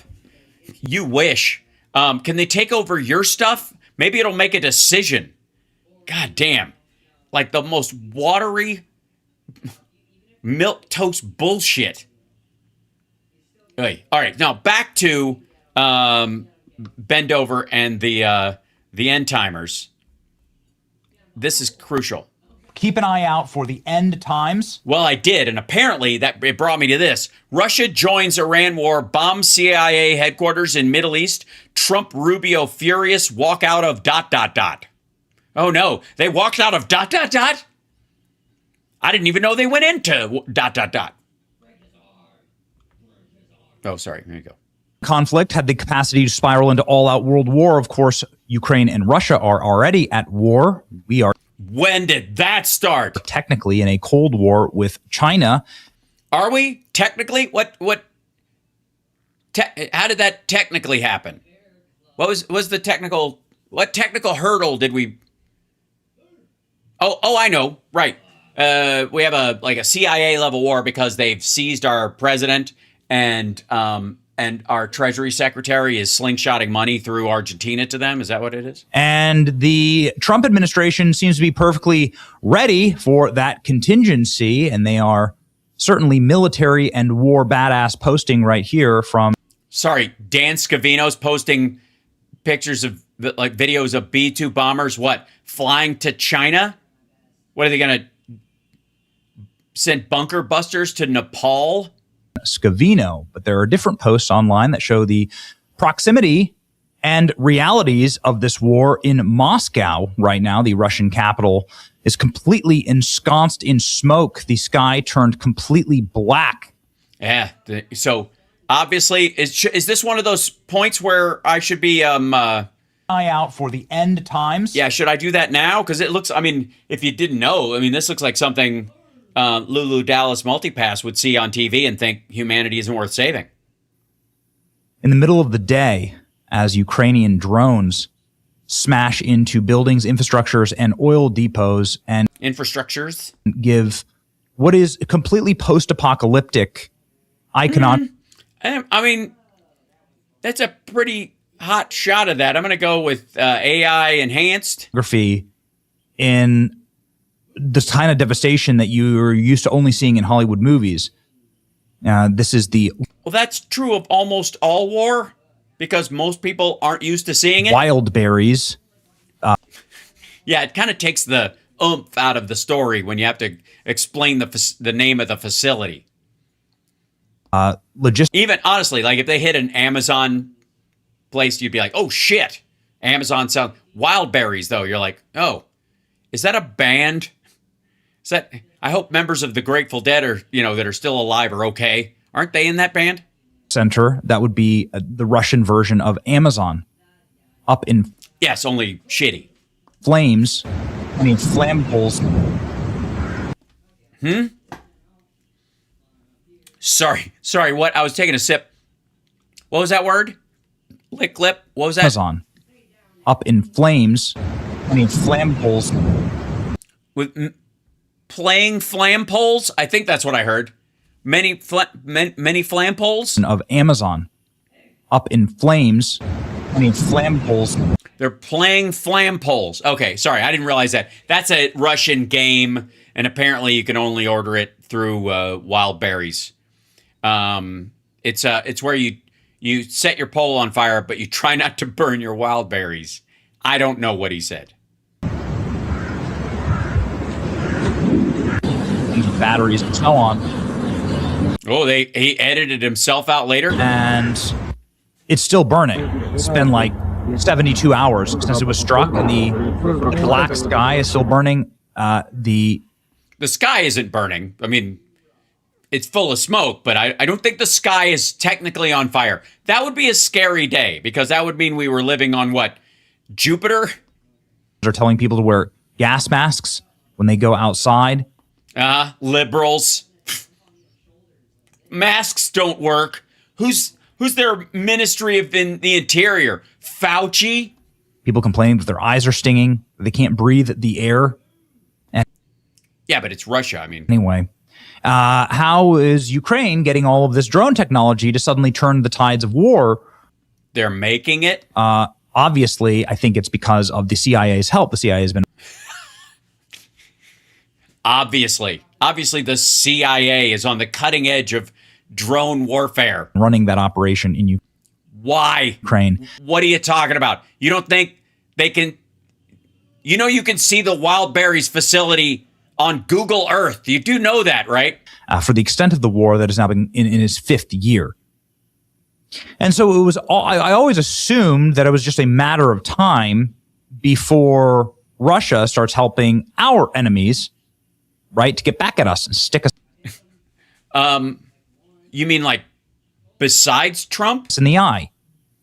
Seems to be something that now is happening. Goodness gracious. I mean, this is. So wait, am I supposed to believe that Russia does not have our best interests at heart and that it's not a great country and that Tucker Carlson is full of shit? It's just this footage is just, again. It's mesmerizing. I can understand why someone with a simple mind like your own would just stare at fire all the time. It's, Benny, you've stumbled on why the news started to suck in the 24-hour news cycle, because all they had to show was apartment fires and people would drool and watch TV. Learn to look away, Benny. But you must look away, but at the same time, Eye out for the end times. it's I know it seems conflictory, but Used to seeing stuff like this at a Michael Bay film, maybe. yeah, but if you saw it, it would go. You'd hear ba-dum, ba-dum, ba-dum, ba-dum, ba-dum, ba-dum, ba-dum, ba-dum, ba, ba-dum, ba-dum, ba-dum, like that, and somebody would be running in slow motion away from it. Right? Roland Emmerich. Okay. The action flicks of the 90s. I can't believe it's real. This is Russia, right? Anyway, something happened yesterday. Donald Trump Oh, something happened? attended the dignified transfer of 4 U.S. service members who were killed when Iran did something quite astonishing. Oh, really? What was astonishing about it? Which is they were able to get a ballistic missile directly through our THAAD missile defenses that have been able to consistently and effectively shoot down Iranian ballistic missiles. Huh. So they haven't been able to consistently and effectively shoot down Iranian missiles then? These Iranian ballistic missiles are not, 5th generation missiles. That they're dumb bombs effectively. And No, they're not dumb bombs. They're guided missiles. these new missiles are not only They're targeted specifically long range. A dumb bomb is an airplane dropped bomb that has some sort of push off of it, usually, or a direct drop like Fat Man and Little Boy, or has some sort of thrust on it, and the trajectory is decided by the flight path of the aircraft entirely. targets with extreme accuracy and precision, but they're striking American housing and containerized units, and they're doing so in a way that we've never seen before. The missiles accelerate as they're heading towards the ground, and Fucking gravity. they The Iranians have weaponized gravity. spiral and change trajectory, which makes them very, very hard to hit. So they're not dumb bombs. Something happened with the Iranians. They got smarter. Donald Or they've had this stuff the whole time. They didn't learn how to make these things since February, you dick. Trump saying they're going to pay a big price for this. They're being decimated. They're being I thought they were decimated. Sorry. I feel like am I from the future, or I'm living in the past, or am I from the past and I've been thrust into the future where everything was a lie? How they were killed in Jordan. No, they're doing that. That'll be released. There was a report you know what? that it was Iran targeting barracks. I don't know. Well, they're going to pay a big price. They're They're going to pay a big price. The reporter goes, Iran is targeting the barracks. Trump says they're going to pay a big price. He says he's going to. Yeah, we know it was a half-assed answer, and he doesn't really give a shit, and he's kind of shrugging it off. What big price? Gates of hell because Iran killed troops. And Donald Trump has certainly done that. He's been targeting Iranian nuclear power plants. He's shut down 2 Iranian nuclear power plants.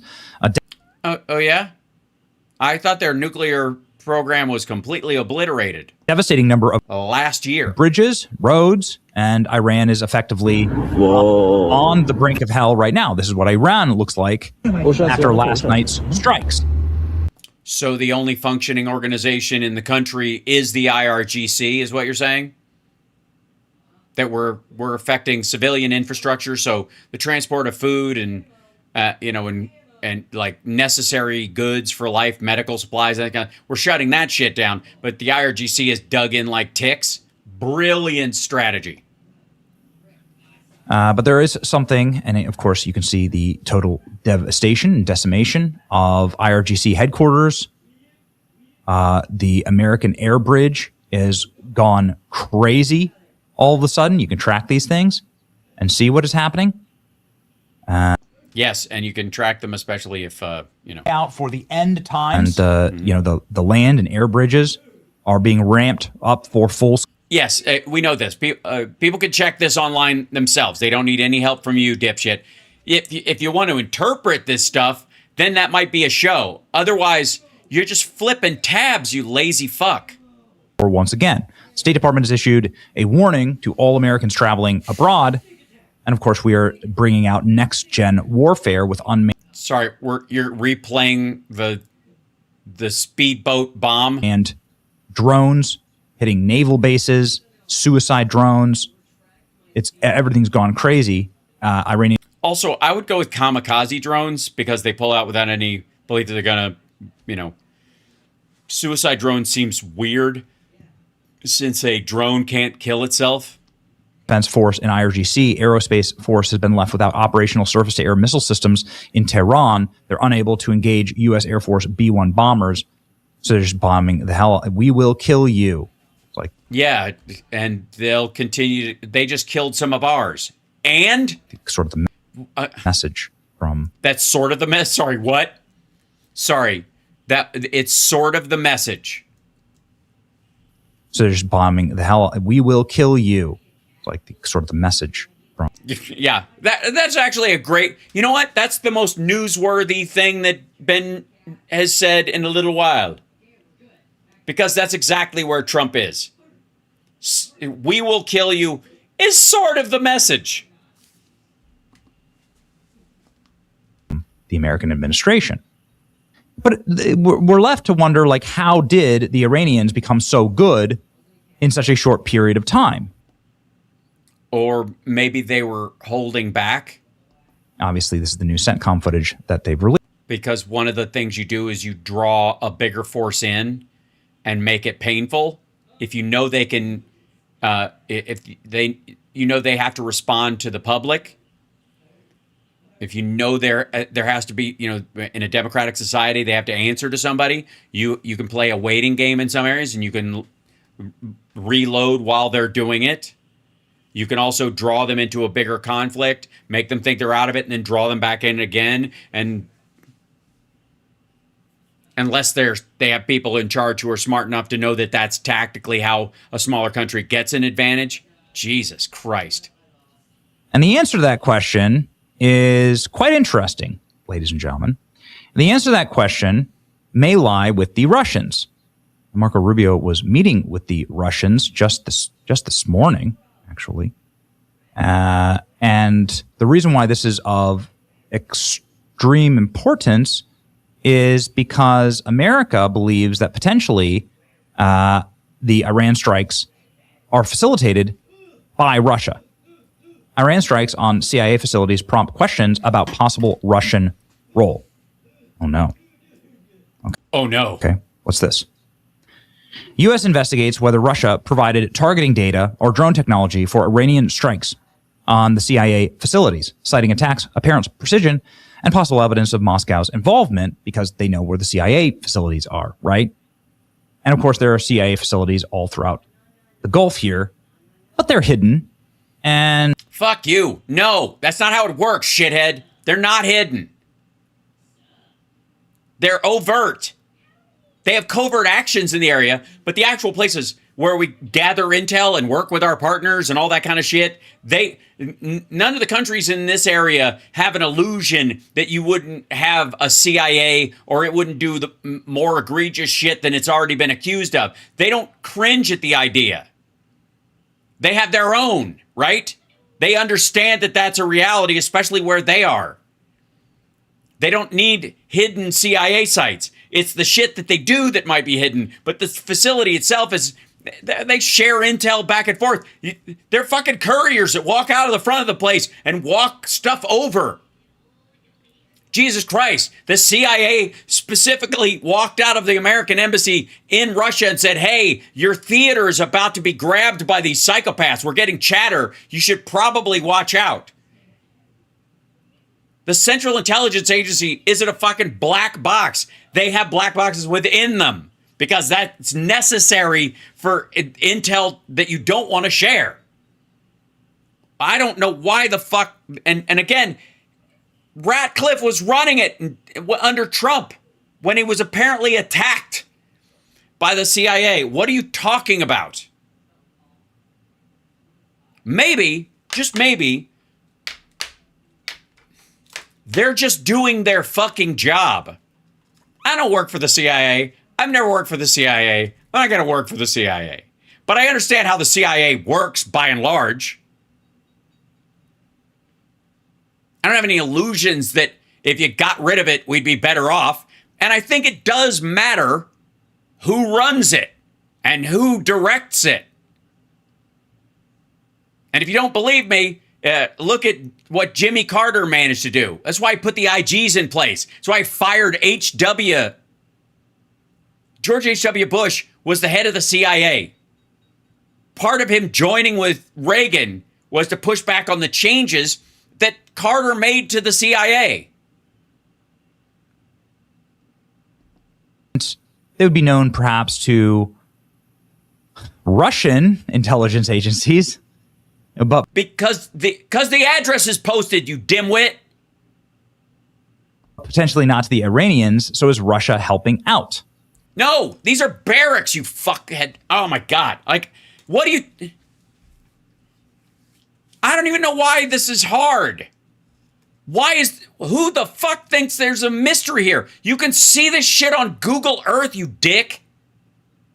What Russia supplies is whether the troops are there or not. Constant surveillance as opposed to a snapshot of the fucking location. The latitude and longitude is meaningless unless the target is there. And Russia, what they're accused of doing and what they more than likely do quite often to drive up the toxicity in our conversations and in the internal workings of our government, and then of course fuck with us when we're practicing imperialistic adventurism under people like Trump. What they do is they tell the targets, like, don't shoot yet. We'll let you know when they're there. That's what they're talking about. They're not talking about the goddamn location. They don't know, like, oh my God, this secret black box, this rando building. God damn, this is so lazy. Iranian drone attacks on CIA facilities in the Gulf have prompted U.S. intelligence analysts to investigate whether Russia is assisting in providing targeting information. Advanced drone technology, says 4 people familiar with the U.S. intelligence. These people spoke with the condition of anonymity to discuss national security matters. U.S. intelligence officials have not yet reached firm conclusions about possible Russian involvement in attacks on CIA facilities. They cited the strike's effectiveness and apparent precision, as well as Russia's broader technical support for Iran as possible evidence. Oh my. U.S. intelligence agencies investigating. And again, the precision they're talking about is what floor of the building and where. What side of the barracks. Why does this part matter more than that part? Because your drone or your missile might get through. Its range is limited. You're going to want to hit precisely there. Not, there's a big CIA thing. There's a fucking flag in front of it, dummy. U.S. intelligence. No final conclusion has been made, according to Reuters. Iranian drone attacks 2 facilities in Saudi Arabia and Iraq. One Western intelligence and picture of missile agency suggests that Russia is helping to improve the accuracy of the Shahed drones, including through transfers of navigation technologies. Oof. Iranian drone attacks have become very sophisticated and have improved dramatically. Amidst increasing worry of the U.S. decision since when makers that Russia is supplying Iran with targeting data, infrastructure, and covert sites in the Middle East, U.S. Secretary of State Marco Rubio met counterpart Sergei Lavrov, who is a complete scumbag. The entire meeting lasted just a few minutes, actually. Go ahead. Yeah. What do you think they were going to do? Work something out? Check. This is the press.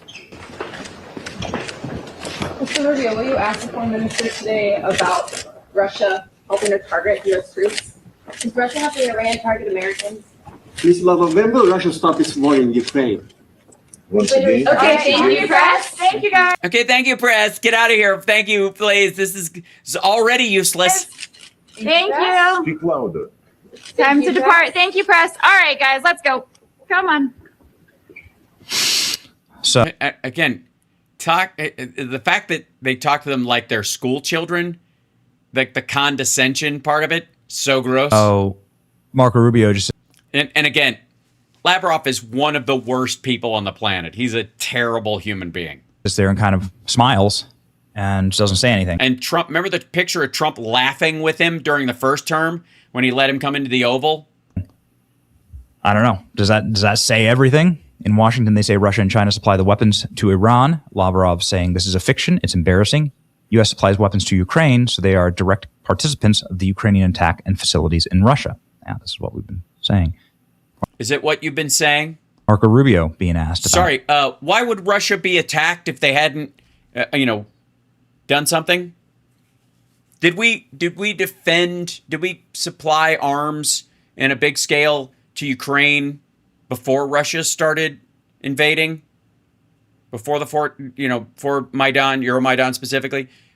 I seem to remember, especially under a Democratic president, that we were the ones that talked Ukraine after the breakup of the Soviet Union into getting rid of their nukes, and in return, guaranteeing them security in case Russia would invade, a sort of soft NATO positioning, which we didn't live up to. How the meeting went. Can you please clarify what those proposals are and how relevant are they today? Yeah, I mean, there was no, proposals, we know they've been reported about it. They call it 3+2, the trading of terror, but those failed. You can't have a peace deal unless both sides agree to it, and the Ukrainians would not agree to it. And so that's why that effort didn't work. So we'll have to find the fucking Ukrainians, am I right? new suggestions and new ideas, because certainly that one, it was not acceptable. I got one. Russia, get the fuck out. If you're worried about people culturally, then go to the goddamn UN or the International Criminal Court and go, hey, they're forcing our people to speak another language or some shit like that. Make your case. You don't have to invade the fucking place. Ukraine at the time, and I don't think it's acceptable to them now either. In fact, it's probably less acceptable to them. So why? Because they've had 600,000 to 1 million of their soldiers killed for basically land the size of a football field in gains.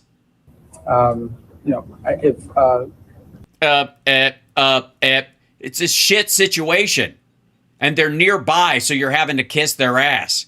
And Benny Johnson is still on Team Russia for some fucking case, for some reason. When peace comes, it'll be because of some new idea and some. So Marco Rubio saying we need new ideas here. Is that what he said? I wasn't really paying attention. I was too busy wondering what the fuck you were going to say after he said that. And then I realized who I was watching, and I was like, oh, he'll just repeat what he says. Meeting. Lavrov says we want to return to the Anchorage agreements. Oh, yeah. You mean the part where Russia believes that anywhere a Russian soldier puts his foot is Russian soil. And so that's why Putin wanted to meet Trump in Alaska with a contingent of military guys, because that was their way of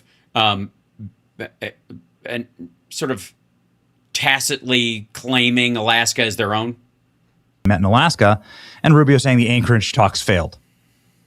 But they say it's extremely productive negotiation. So I don't know. Horseshit.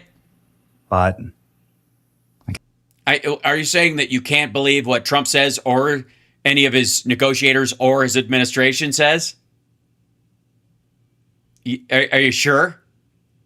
You seem disappointed, which, I take often as one of the very few signs that you're registering reality, at least for the time being. It's important, right? If we're going into war with Russia again, we're joining that war. Have we already joined the war? Has Russia already joined the war? Let me know what you think in the comments. Important update. Oh, fuck you. Comment farming on the deaths of American soldiers. Holy shit. I honestly, that guy is over time, he has become the Bongholio of Bongholios. Now, the other big story, before I, get on with this, is the around Fox Business and these other folks, what they're telling everybody as we do our Fox Business check-in. Just how many assholes do they have sitting around the table that will say, I don't think this is working, with a big smile on their face? I don't know. It's hard to say. Hold on. Why is that only working on the other thing? I've got to fix these things. 1, 2, there we go. And then we go to here. And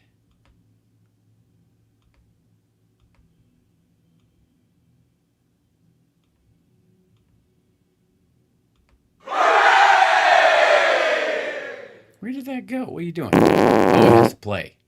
There it is. I don't know why that's so much work. Thank you. Hooray. Back to Fox Business. Oh, shit. Sorry, that's the wrong clip. So this is... Oh, sorry. Here you go. Market sell-off. The people that are The Dow hates this. in charge there, they either break it or they want to change it. Or they're not in charge, you dipshit. So it looks like they're not ready to make a deal. So they're going to... They can't.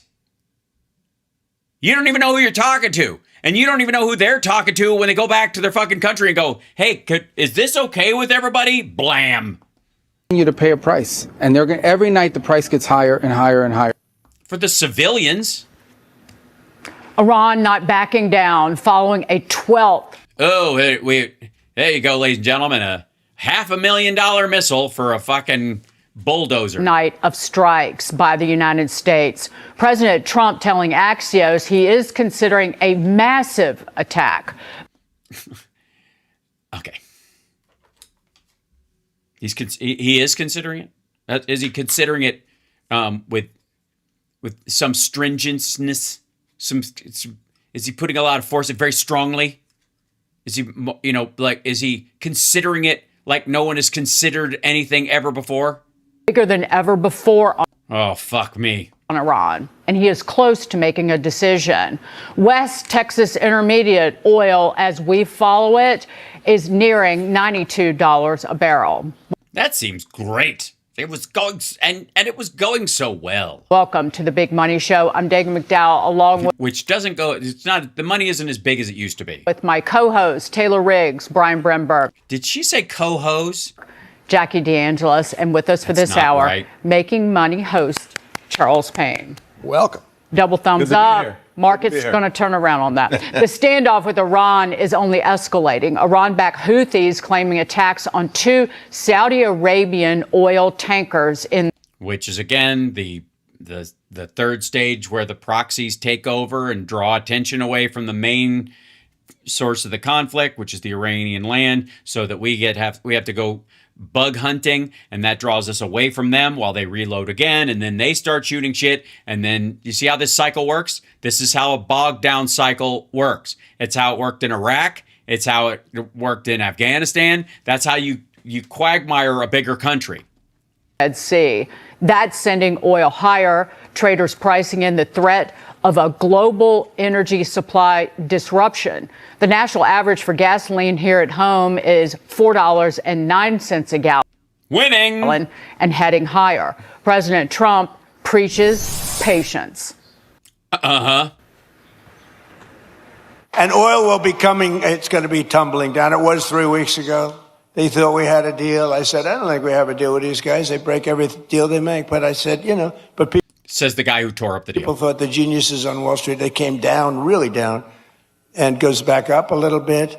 But it's going to come down maybe lower than when we even started, but just... Maybe lower than when we started, which was still higher than this time last year, which was higher than January of last year. In time, I always say, give me a little... They did give you a little time, you dumb motherfucker. It was supposed to be 2 to 4 weeks. Then it was 2 to 4 months.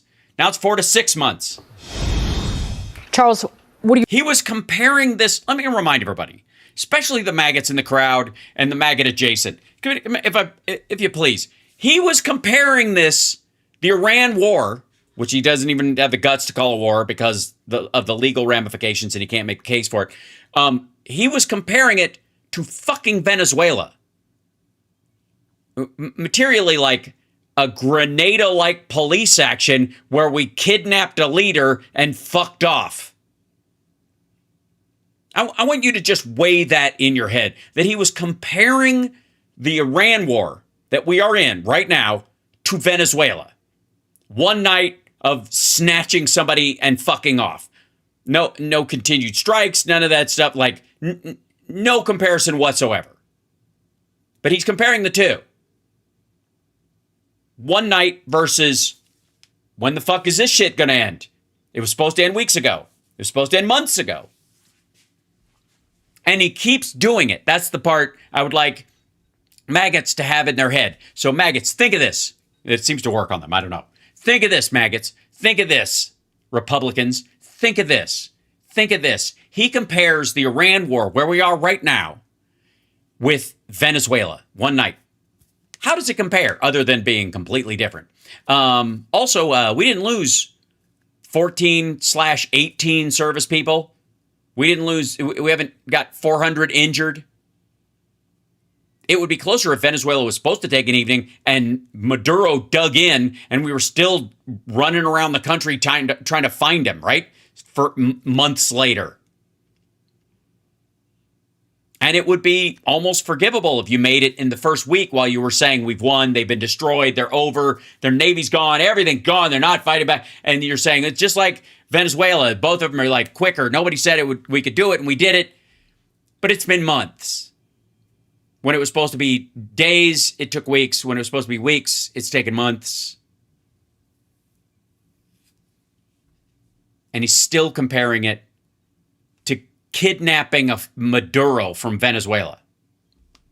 Watching here. How do you see it? D, all of the above. I was going, okay, you can go through A. It's so funny, but it's I mean, because we're here. B, and C. So last night I was watching all of the CapEx spending, and I was excited about that. This morning I was watching a spike in oil prices and, of course, the year bond yields. And that's superseding everything right now. And one hand... Yeah, that doesn't look good. And it's kind of interesting because, again... It is kind of interesting. If you start talking about choking off, closing down two... Wait, coming up, the rise of AI? Why can't I be talking about that segment, which I will be with my dear friend Rob Glenn tomorrow, probably. Critical choke points on oil, up $5 or whatever we are in West Texas, 91, 92. It's unnerving. But again, it's still not 120 where in the past I've been on the street and in the markets where geopolitical risk used to be 20 or $30. So President Trump talking about Wall Street, they're still kind of giving or maybe hoping for the benefit of the doubt that maybe this will end sooner rather than later. The taco trade charts are popping up all over the place. The what?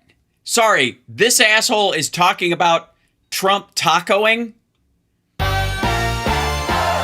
Raise a taco, take a bite. Trump always chickens out, so it's gonna be alright. Raise a taco, take a bite. So, Trump always chickens out. I think that we had to add that sound effect largely because of the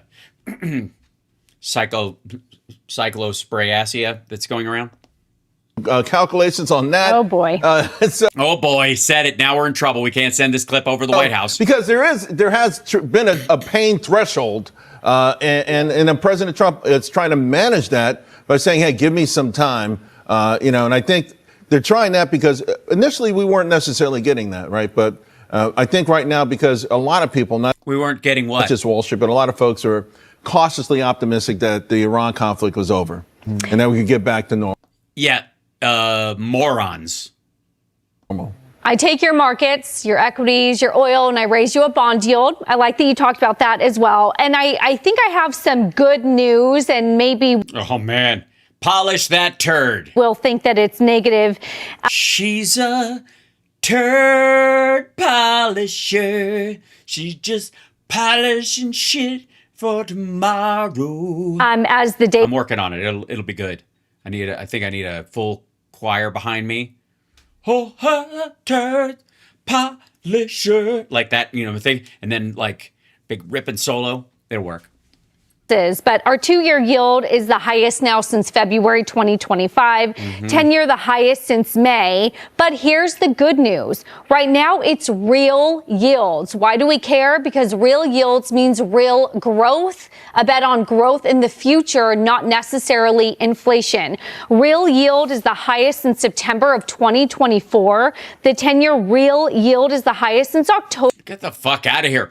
This is all happening because the big money around the world is chasing where to put their money for safety's sake. And they've gone to treasury yields because they don't know anything about AI, and they bought into either there's going to be a bubble, or I don't know how these things become profitable, which I don't either, because they're not going to be. It's kind of like if you had a business called Internet Incorporated and you're like, oh, this only works if everybody can use it for free. Fuck. Right? That's where the AI guys are. And the same thing with like oil. It's just all over the place in volatility. So they're just bouncing it back and forth. Real yields. 2023. So, Dagan, I know you've been talking about yields all week. And the nice thing is that since late February, the rise in yields has been due to real yields. But here's the bad news. If oil does stay around these levels, then that's when the nominal yield's going to go up because of the inflation part of the equation, not because of the growth part of the equation. And I think that's right now what investors are trying to figure out is we like the growth story, but then I think how much do you want to bullshit yourself? I think that's where they are. We're going to get hit with an inflationary story soon. Yeah, think. Especially at $100 per barrel. Yeah, maybe. And then I'll end kind of on another good news, bad news. You know what I like is her directness. In terms of the overall economy, jobless claims, were they the lowest since like the 1969. 60s? 1969. So... Yeah, but you're not using a per capita on that one. That's by direct volume. Population has changed a lot, ma'am. So if you've got, back then, if you had 1 million people out of work, it was like, holy shit. And now if you have 1.5 million, it doesn't seem as bad, but those people are still out of work. And it's more like, 80 million. That's incredible that this economy, maybe it's a low hire, but it's a low fire. No one's getting laid off. The bad part of that is that if this is the Federal Reserve that's now looking at inflation creeping up and they're thinking the economy looks just fine, real yields are strong and jobless claims are weak, and in this case, weak is good, then maybe there is more room to think about the inflation side of the mandate because the growth side isn't so scary. That's oh, man, just spin those plates, lady. Yeah. I get it. You're on Fox Business. You got to make this look okay. It's not okay. It's not okay at all. And it was headed back towards shitty, but okay. And Trump threw a monkey wrench into it because he's a gullible dickhead and a sociopath. Of where I'm thinking about things today. I'm going to quote you, Dagan, back to yourself from yesterday. We are in it. We're finally in it. The president gave diplomacy a chance. Marco Rubio saying Iran's still not ready to make a deal. They jerked us around as a country for quite some time, went back and forth, wasted time, bought themselves some time.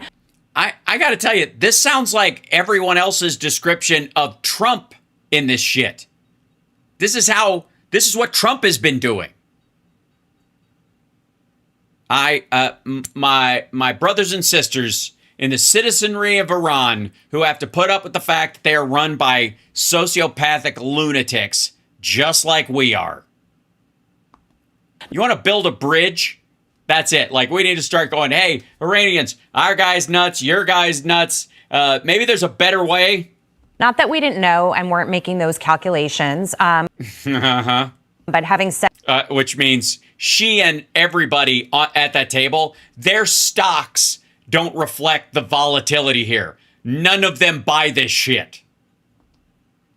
I do believe, and I always said this from the beginning, that the president felt before there was an escalated conflict, he had to prove to the American people that the road of diplomacy had been given a shot. And I would say it was given a shot. Even though it wasn't? And then some by this. No, I'm not from Iran. I have kinship with the people of Iran because of the circumstance we find. I was about to say, do I look like I'm from Iran? Well, technically they're white, That's the thing. Is that you're talking about the Persians themselves? I guess that's the thing, right? Hence the Aryan, Iranian, that's where that word comes from. Administration. I am truly, truly mesmerized by the kinds of patience that they had. Oh, yes. It's the long-suffering White House. And that this didn't all kind of come to a head a little bit sooner. But here we are with... It didn't. We were fighting the entire time the ceasefire was going on. Oil at roughly $90 a barrel. That's West Texas. And you've got Brent just sitting under that $100 mark, although it hit it. And I just... Oops. It's sad when they just throw it up on the screen for you right when it does. At least it's under 100. Ah, motherfucker. Pulled up the weekly averages on production here in the United States and want to point out that we are close to almost 14 million barrels a day. We've been close to 14 million barrels a day for 10 years. Those numbers after, during COVID and after COVID had plummeted under Joe Biden, even when the economy was back up and running, because obviously the Democrats and that administration were pursuing a clean energy policy.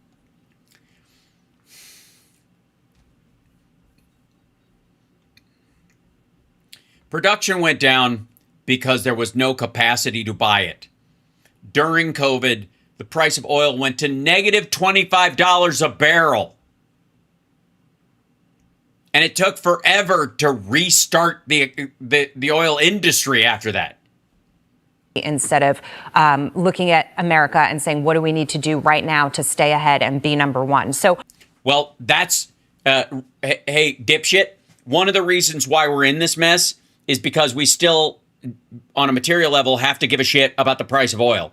If we had been all in on renewables for the long haul, we wouldn't give a goddamn. And neither would, by the way, all of our other trading partners, all the other countries in the world that are in this with us. They would have taken their cue from the United States in a lot of ways. So Europe and a lot of Asia would have already jumped a decade and a half further along in renewables.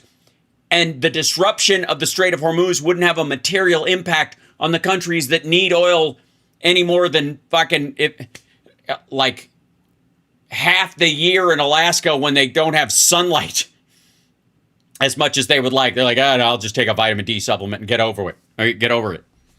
Our production is at record level. Or clouds at a beach would be a better analogy. And that's really important. And it's why oil is staying around this $90 mark. I'm not saying it can't go higher. It did. We talked about it will 120 being a bad place for oil to go. Yeah, it still is. And it's possible with this exacerbation that it could go up into those levels. But, had we not been at this production level, we could see $150 barrel oil. Thanks, Obama. This is all shale oil, stupid. And that's not even speaking to the Brent. That's, by the way, it's also because of the natural gas part of the shale revolution that started powering buses and city vehicles and shit like that, fleets all across the country. So keeping all those things in perspective and understanding what the president's objective is, this is the time that you... Wait, you understand what the objective is? Buckle your seatbelt and you trust that we have the intelligence and the assets. Oh, fuck, she's pulling up Britney. Are being moved there is my understanding. Reports of that overnight. Reports of what? The intelligence is being moved? The assets are being moved there is my understanding. You understanding what the president's objective is. This is the time that you buckle your seatbelt and you trust that we have the intelligence and the assets are being moved there is my understanding. Reports of that overnight to kind of take on the next phase of this. And I think take on the next phase of this. What they've outlined as an administration is to go in phases. You hit us, we'll hit you back. It's not like... yeah, it's so mature. It's this kind of all-out offensive, although that potentially could be coming. Oh, dear God. I really do think try harder. Just a little hard. Just go for it. If you're gonna intentionally make yourself look this stupid, just swing for the fences. Just start singing When the Eagle Soars. One final point that I thought was really interesting is that they keep putting the 100 up next to you just to fuck with you. And it's kind of being discussed in the backdrop. Who did you hurt in the booth? Who in the booth has a crush on you and you still ignore their pleas to go out for coffee?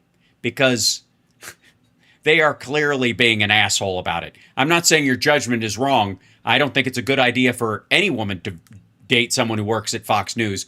But clearly they're a vindictive son of a bitch.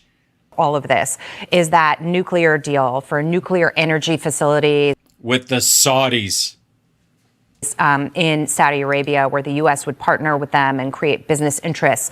And there was some concern about that because of what that 9/11 really means, what it signifies. 9/11 because of 9/11. You think it's because of 9/11? Yesterday, when we talked, you think some people might be mad because of 9/11 about it, I immediately brought up the Abraham Accords. Saudi Arabia is not party to that agreement. That was Trump 1.0. But now President Trump is saying he will not move forward with any. Sorry, so we're going to give them nuclear technology that they can't figure out on their own in exchange for them joining the Abraham Accords, which are a fucking meaningless peace contract between, which is really just a business and supply chain contract between countries that have none of our fucking business.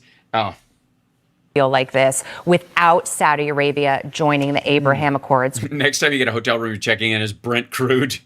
That's a great porn name. I'm just saying. Which I think would just be massive in terms of the stability that it adds to the region. Whether or not they are willing to do that, the conversations, per Caroline Levitt, are ongoing. But I wanted to add that detail because I think it's really important. And we were discussing sort of the energy race and what could happen and how you create a stabler region. In Levitt's briefing that she was giving, somebody asked her, why more stable? Is it okay for Saudi Arabia to have a civil nuclear program, but the Iranians can't have one? Because nobody trusts the Iranians. And we've seen Sorry, we trust the Saudis? Time and time again, what they do and how they lie to us and the rest of the world. And it's just not possible. If you have Saudi Arabia, who with MBS is more on the side of the United States than I would say ever, joining the Did she call him a moron? Abraham Accords, saying we are also aligning with Israel, you create a completely different dynamic in the Middle East. And this is where I thought the president was going to be going with this yesterday, because he has always said that he wants to expand that alliance and make it even bigger. So it's just going to be a nuclear alliance then. This is awesome. There's some really exciting things happening in the backdrop of conflict as well. Question for you. Do you think the stability you get from Saudi Arabia joining the Abraham Accords outweighs the potential instability of introducing another nuclear actor in the Middle East? I do. I do. Because I mean, listen. Look, they're rich, okay? Whether or not we've fully been aligned with Saudi Arabia all the time, that kingdom has, always put its interests first. We've always had good relations. Let's call it good. Time in 2001, I can remember where it got a little tense. Good relations with them. I don't see the Saudis doing anything nefarious with their nuclear program unless the dynamics really changed. And what would that take? Besides very little. And this would give us an opportunity to be a part of it, to really know what was happening on the ground. No, why? Why would we have to be a part of it? If their scientists can come up with it, then you can look the other way. And you could say, all right, well, if you want to build that, good luck, but it's got to be for civilian purposes and that kind of stuff, or wag our finger, I don't know, whatever. But why would we share that technology? Why would we, other than to get a toehold inside the country? And, next thing you know, they're going to be taking our golf tournaments. And the Iranians want to do their civil program without inspections and without allowing us to know what's happening. Right. Hey, anybody want to know whether the Saudi agreement allows for inspections or not? Don't go look it up, maggots. Don't do it. Maggots, stay where you are. I need you to sit there and be glued to the program for, the viewer hours. You really do help me out so much. But don't you dare leave and go click on another browser. Don't do it. Don't click another browser tab and look up whether or not it allows for inspections by the IAEA in the discussions and whether this was a priority for the Trump administration. Don't look it up. And that is why they can't be trusted. So I would say also it kind of gives the region a little heads up that stuff is changing here. Things are happening. And there's a new sheriff in town, not only in America, but now kind of a different dynamic over there, too. Yeah, I do. Oh, get the fuck out of it. They're running out of oil. The Saudis are running out of oil. They're cash poor. That's why they're pulling back money from some of the the far-reaching cousins of the royal family. And they know that the future holds that they will be a tourist state. And they're going to need some other way to make energy other than oil at some point. That's why they need it. If having all the oil you could possibly want is enough to power your entire country, which it isn't, because again, very few factories are run on gasoline. They're doing it because the future of oil is doomed. That's why Trump thinks the price of oil and all this stuff is going to plummet after the war's over. And there's a lot of case to be made that it will. And it'll continue to plummet because of demand destruction, which is being sped up largely because of this war. I think for sure the play with Saudi Arabia is a play to counter China. And I like that. And the president's been really good on that front. My concern is I want the Saudi Arabia nuclear deal to be more airtight than the memorandum of understanding we had with Iran. Of course. Right? You mean the thing that wasn't a thing? I don't know. So wait a minute. Are you asking for Trump to actually read this agreement? A lot about the unlike the other one? Saudi deal. So fucking tired. Okay, so I know I went over, but I want to show you one more thing. That was the whole Trump's considering big attacks. Also over at Fox News Channel, Trump reportedly considering attacks bigger than Epic Fury. Jesus Christ, that's how he talks all the time.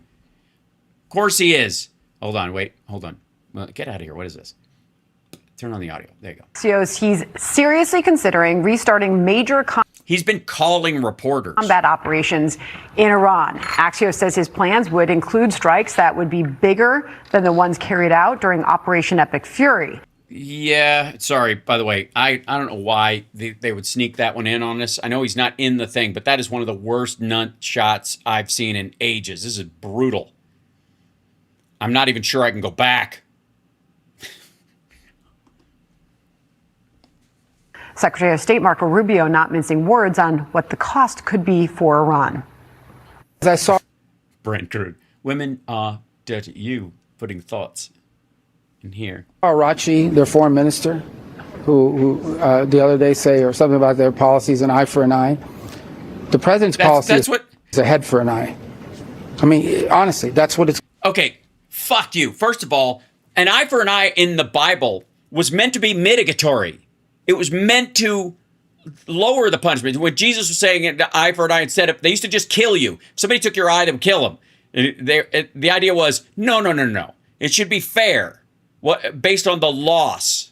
There was an interpretation of, I think this is Old Testament, but there was an interpretation where an eye for an eye was meaningful in that you'd no longer kill someone for some small slight, usually theft. Don't kill somebody for stealing. Take some time or money away from them. You lock them up or you take some goods of theirs. I mean, they will pay a very heavy That was a funny lip flap that I did there.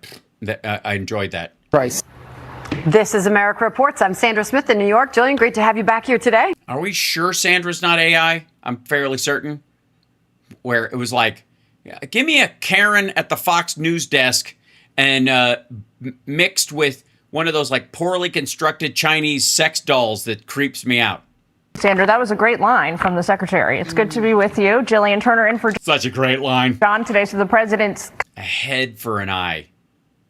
comments come as this new front opens up in the war with Iran. The Houthis have struck 2 Saudi oil tankers in the Red Sea. Indiana Senator Jim Banks with us to weigh in on this. Also, the debate over additional war funding. But first, we're going to kick off with our Fox team coverage. Alexandria Hoff is at the White House as the administration explores a nuclear deal with Saudi Arabia. But first, let's get to our chief foreign correspondent, Trey Yanks. He's live in Tel Aviv for us at this hour. Hello, Trey. Sandra, good afternoon. There are indications the war with Iran could escalate in the coming days. What? How do we know? Oh, because Trump has said it could be over. I don't know. We're probably going to. They want to make a deal. I think they will, but I don't trust him and I don't like. So it sounds like he's about to snap and bomb some shit, or it could just peter out, like his Stormy Daniels experience. Wall Street Journal reports the U.S. military is surging equipment, assets, medics, and even special forces to the region in preparation to give President Trump a variety of options moving. Oh, God. So that's what they were talking about on the other Fox Business clip. Forward. This does follow the 12th straight night of U.S. strikes against Iran. If you don't count all the times we struck them during the ceasefire, which wasn't really a ceasefire. And also when they struck us during the ceasefire, which they didn't actually ceasefire either. They have expanded the target list, not just going after positions near to the Strait of Hormuz, but also deeper inside of Iranian territory. According to CENTCOM, the recent strikes have focused on degrading Iran's ability to threaten vessels in the Strait of Hormuz. By what? Insulting their mom or just making them feel bad about their big zit? Remember, President Trump on Wednesday warned Iran directly, saying the United States like Operation Killdozer would target one bridge or power plant anytime Iran shoots at a ship in the strait. I don't know why you wouldn't just blow up the road. Just send the munitions there to actually blow up the area. It's like, it wouldn't really matter if they had bulldozers, if they keep having to spend all that energy and pay the driver and feed him and all that kind of stuff to dig the fucking thing out. Trump has also indicated a new warning is being issued to the Houthis in Yemen. Ooh, he indicated that a new warning is being given. That's nice. So was this a forceful, this is like an indication like no one's ever indicated before? He says that if Houthi forces attack additional vessels, that both Iran and the Houthis would face major military punishment. The warning comes after 2 Saudi-owned oil tankers were targeted by the Yemeni proxy group. The president spoke yesterday from Georgia about the ongoing conflict and the actions of Iranian officials. Not really. He just kind of rambled a bunch and said stuff out of muscle memory while looking like you paid extra at the funeral home and went, he looks like himself. We're likewise winning in the Islamic Republic of Iran, and we're... By the way, he keeps saying the Islamic Republic of Iran thing to get over the Japan thing because he knows it's there. This haunts him. Ensuring that they will never, ever be able to do to us what they've done to so many. They did do to us. What are you talking about? I thought that was the complaint. They killed a bunch of American soldiers. They blew shit up. The roadside bomb. Overnight, Iran launched new attacks against U.S. bases in Kuwait and Bahrain. Secretary of State Marco Rubio indicated that Iran will continue to pay a heavy price for these actions and their unwillingness to make a deal about... Now he's Jim Carrey and Liar Liar. For this, we'll pay a terrible price. The Strait. These people who are calling us every day, begging, let's do a deal. They send us messages through other countries, third countries. I mean, they're running out of countries to send. The problem is, every time these people do a deal, they either break it or after they make it, they want to change the deal. So they're probably not ready to do a deal yet, but they will. This is so stupid.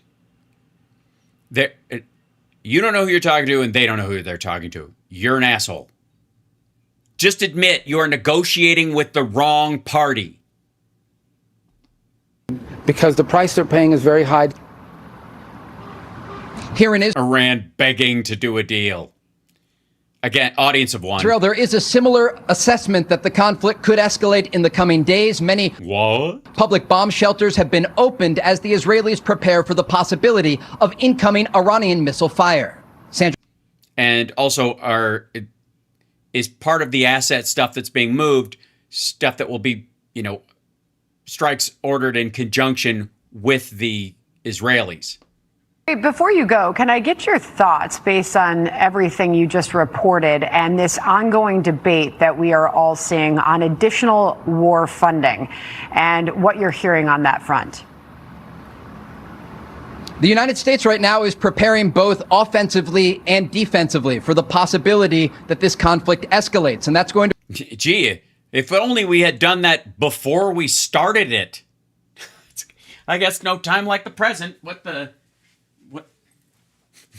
what we're going to do, right? We need money to prepare. Now a warning? Okay. Require a lot of money and resources on the ground, because we're not just talking about the fighter jets and the refuelers that are staging across the region along with these special forces, according to the Wall Street Journal. We're talking about air defense systems that the United States has provided to allies like Israel, the THAAD missile interceptors and the Patriot systems that work to shoot down incoming Iranian fire. And so there are a lot of moving parts behind the scenes, Sandra. And now when we look at the new warnings today, it's not just focused on Iran. It's also looking at proxies across the region, like the Houthis in Yemen that previously came under American attack after they were threatening forces in the region. You know, it's funny. It's almost like at the Pentagon, there might be some dude at his desk, or some young lady at her desk, or some old lady, or some old man, that any group, any number of people, this imaginary person at the Pentagon that's been working there for years, whose job it was probably a decade ago to game out what would happen if there was a war between us and Iran, and would the proxies join? If so, when? Would the Strait of Hormuz close down? Like all these contingent factors, right? And that person is just going, puh, puh, and slamming their head on their report, which sits in a closed folder right on their desk. Appreciate your, as always, excellent reporting. Trey Yinks there in Tel Aviv for us. Yes, thank you for standing on a rooftop in Tel Aviv and telling us stuff that is patently obvious to anyone. Thank you. Jillian? All right, now we go to Alex Hoff. She's at the White House where Caroline Levitt just wrapped up her briefing. Alex, I'm sure we're all wiser for that. what was your takeaway?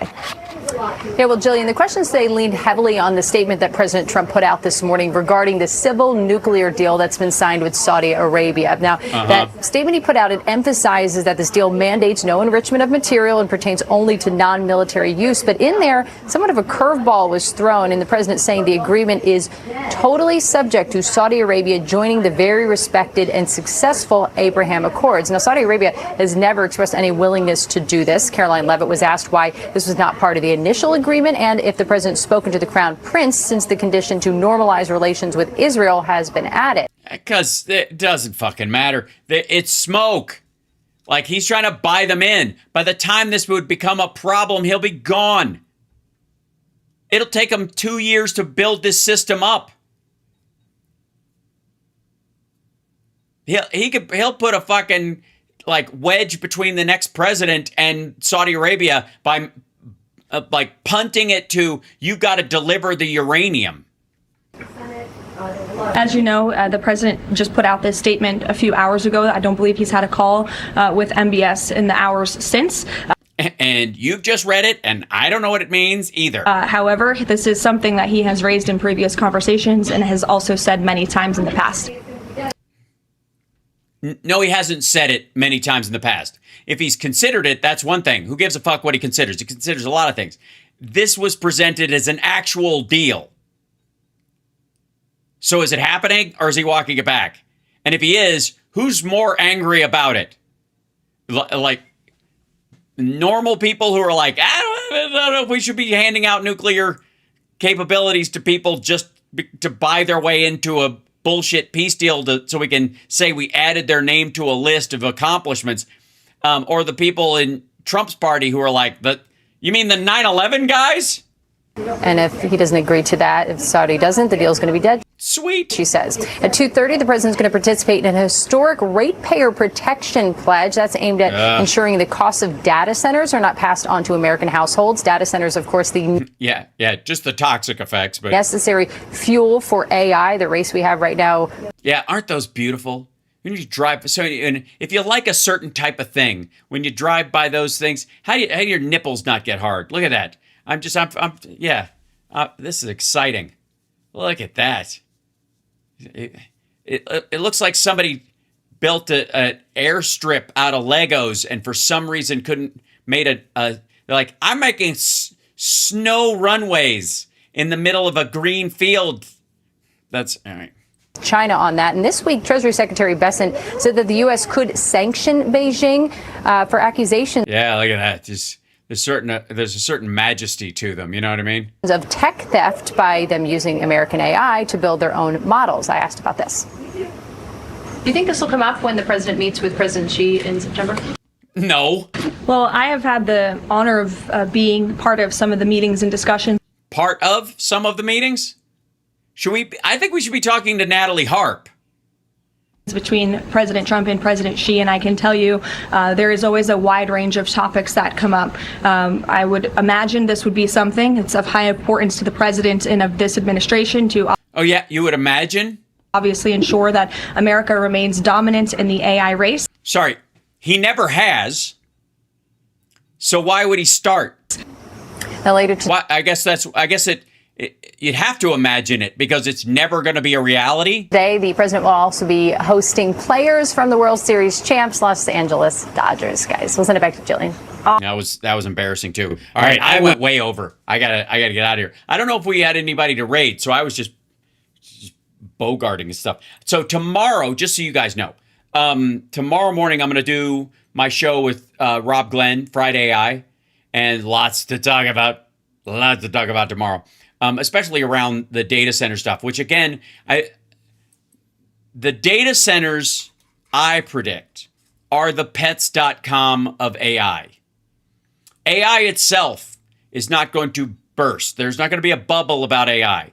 But the localization of it and the idea to take these giant trillion parameter models and shrink them down to a few billion through compression and harnesses and stuff, which I will discuss a little bit tomorrow, that is going to be how AI actually reaches a functional tool within the workplace and in our world. It's not going to be because of these giant freakazoid trillion, like a trillion parameter models in these huge fucking barns. It just isn't. It won't happen right away, but what you're seeing with this build out is the training of the, oh my God, we're at a point where we don't need any better models. And that's still about a year away, but it's going to happen. And then as soon as that does, the capacity and necessity for gear to carry that model out is going to shrink. It's going to get smaller and smaller and smaller really fucking quick. And so what you're going to see is these places that took these things on and they're like, this is paying my property taxes. And this are going to have this big fucking dead Kmart, the size of, 180 football fields or 75 pentagons in their, on what was formerly farmland. AI is around for good. The data centers, and again, I keep seeing this with, we talked about this last week, but I keep seeing this with Bernie and all these other folks. We need to tax these AIs on behalf of the stuff that they use. So we'll take a 15% tax because they're using all of human information and ingenuity. Okay, first of all, they're using worldwide stuff, not just American stuff. So somehow we're going to tax the cultures of other countries that were also absorbed in this shit. That's fucked up. Right? Can somebody ask Bernie about that part of it? It's weird. Oh, great. Okay, so we're going to raid Liberal Dan. Okay, excellent. I will wrap up. So we're going to be taxing its use of like the great works of history and art and forever. Many or Bernie, I'm not bashing him. It's an example. He's not the only one saying it. The point is that's part of the plan. They want to tax these companies. The problem is none of them make a profit. Not worth a damn. And not to the extent of the expenditure that's happening by any stretch. And they might eventually, but they probably won't. At their usefulness, they will become a lot more like a utility. And you localize those things, where's the profit? You have to get your money on the front end. You have to charge them fees for the data centers they're building, for the energy you're using. You have to do that. Because if you wait around to tax their profits, when are they going to see a profit on a $750 billion in investment? That's one of the freakouts from Wall Street. That's where the AI bubble comes from. The talk about it. There's no way they're going to make this money back for investors, and there's no way they're going to pay it off, right? So where the fuck is the profit going to come from? Because that's where taxes come from. They don't come from revenue. They don't. You have to get it first. You have to charge this. You have to charge them ahead of time. for the land and the water and the resources. And you have to write into the contract of it that when if they shut that data center down, they are responsible for either packing the whole fucking building up as fast as they built it, or repurpose, making sure it is a facility that can be repurposed into something else if it all goes under. Because they're getting all these tax breaks to do it locally. That would, by the way, offset all of it. You can't replace all the water that's used. Yes, you can. The water comes back around. The problem is any toxicity they would put in temporarily that would affect the people that are there. And a lot of these are closed water systems. That's not the point. The worst part of this will be the giant 2,000 acre decrepit fucking barn that is sitting there in 5 years with nobody in it. And if you don't believe me, go look at auto plants that shut down, or old hospitals that had lead paint in them, or mental institutions with lead paint, which, boy, you want to talk about a perpetual motion machine. That's the analogy that works for these things. You can't, yeah. Same thing with the detention centers, because once that policy's gone, what are they going to? They're going to have to convert those as well. There won't be any jobs in them. Yeah, $4 billion tax break for one near you. You're not going to see taxes from them because they're not going to make that kind of money. They aren't. It's not going to work that way. That's why OpenAI is looking for a government stake. That's why Anthropic is in this back and forth about, getting into a pissing match with the Trump administration, so that states that don't like Trump will go, you know what, we're going to use Anthropic, like California did. They want to be the long-term contractor for these kind of things, for a specific form of it. Yeah, look at any dead industrial zone and you're going to just see this spike, because they're not necessary. They won't be necessary on a faster scale and timeline than people understand. It may be 10 years. I doubt it. But 10 years is not a lot. Think how big these fucking things are. And then 10 years, they're empty.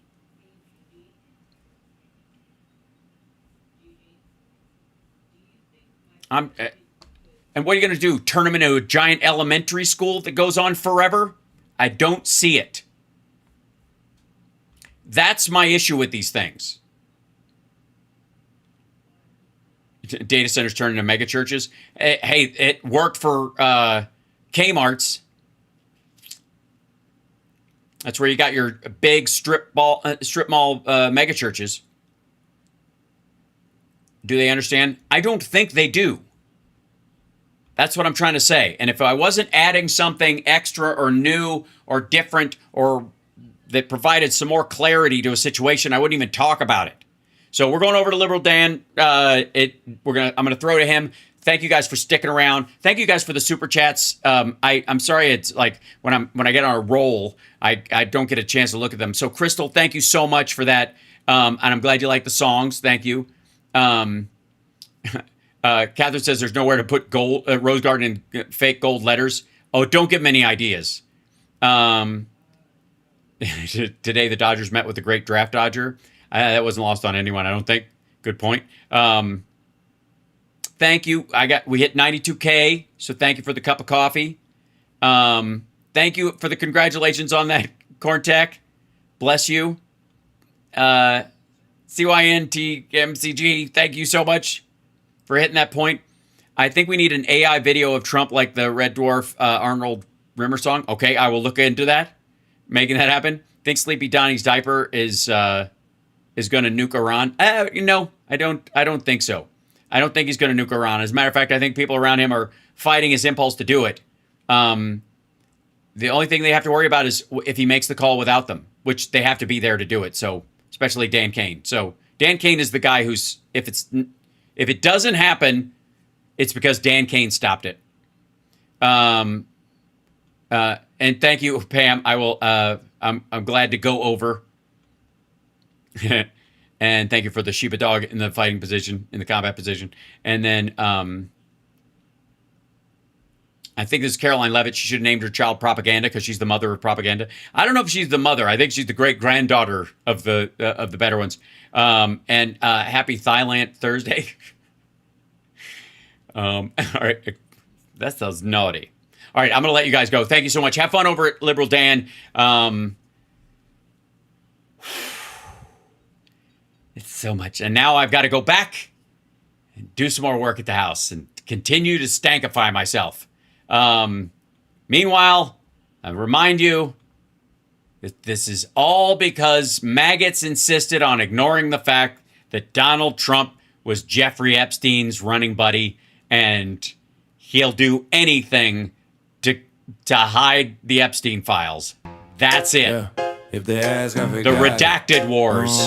You ain't seen nothing. Yeah. We ain't saying nothing. Maybe one day. Black bar over my past, can't track this. Screenshots cropped out, can't catch this. If it looks too wild on the axis, highlight, right click. Enjoy Liberal Dan, and thank you guys. Subscribe. Blood that face, can't fact check the madness. Throwing out page from the Bad Habits Atlas. If the story get messy in the ad-libs, highlight, right click, boom, redact this. I was young, I was dumb, I was scrolling. Type way too much, hit send, heart swollen. Now I keep receipts. Sounds like a plan, VJ Kodak. But anything risky, get hit with the tone of whole group chat. Got tails, I ain't claim. If my name pop up, that's a typo, blame. Who's that in the pic? Man, that ain't go strange. That's a random stranger with a very close face. Understanding my friends, I plead don't recall. If they ask for the tape, it's a missing file. If they pull up the clip, that's deep fake style. If they show me the proof, I just smile like redact this. Black ball over my past, can't track this. Screenshots cropped out, can't catch this. If it looks too wild on the axis, highlight, right click, boom, redact this. Redact this. Blur that face, can't fact check the madness. Torn out page from the Bad Habits Atlas. If the story get messy in the ad-libs, highlight, right click, boom, redact this. If it hit too close, that's a rumor I heard. If the dateline match, that's a clerical error. If the outfit match, that's a popular shirt. If the tattoo match, that's a stock photo search. I'm allergic to question, coughing the light. I just added the ending, soften the bite. Take the worst 3 parts of the night, then slice like fun was had and we were not. Every X got a chapter I seal. Every text got a gap in the reel. I ain't lying, I'm curating the reveal. Just trimming little bits of the raw, real deal. If you saw, you didn't. If you know, you didn't. If you talk, I'm clipping. If they ask, we glitching. Swipe that name out, crop that frame out. If it made me look foul, delete then fade out. Redact this. Black ball over my past, can't track this. Screenshots cropped out, can't catch this. If it looks too wild on the axis, highlight, right click, boom, redact this. Redact this. Blur that face, can't fact check the madness. Throwing out page from the Bad Habits Atlas. If the story get messy in the ad-libs, highlight, right click,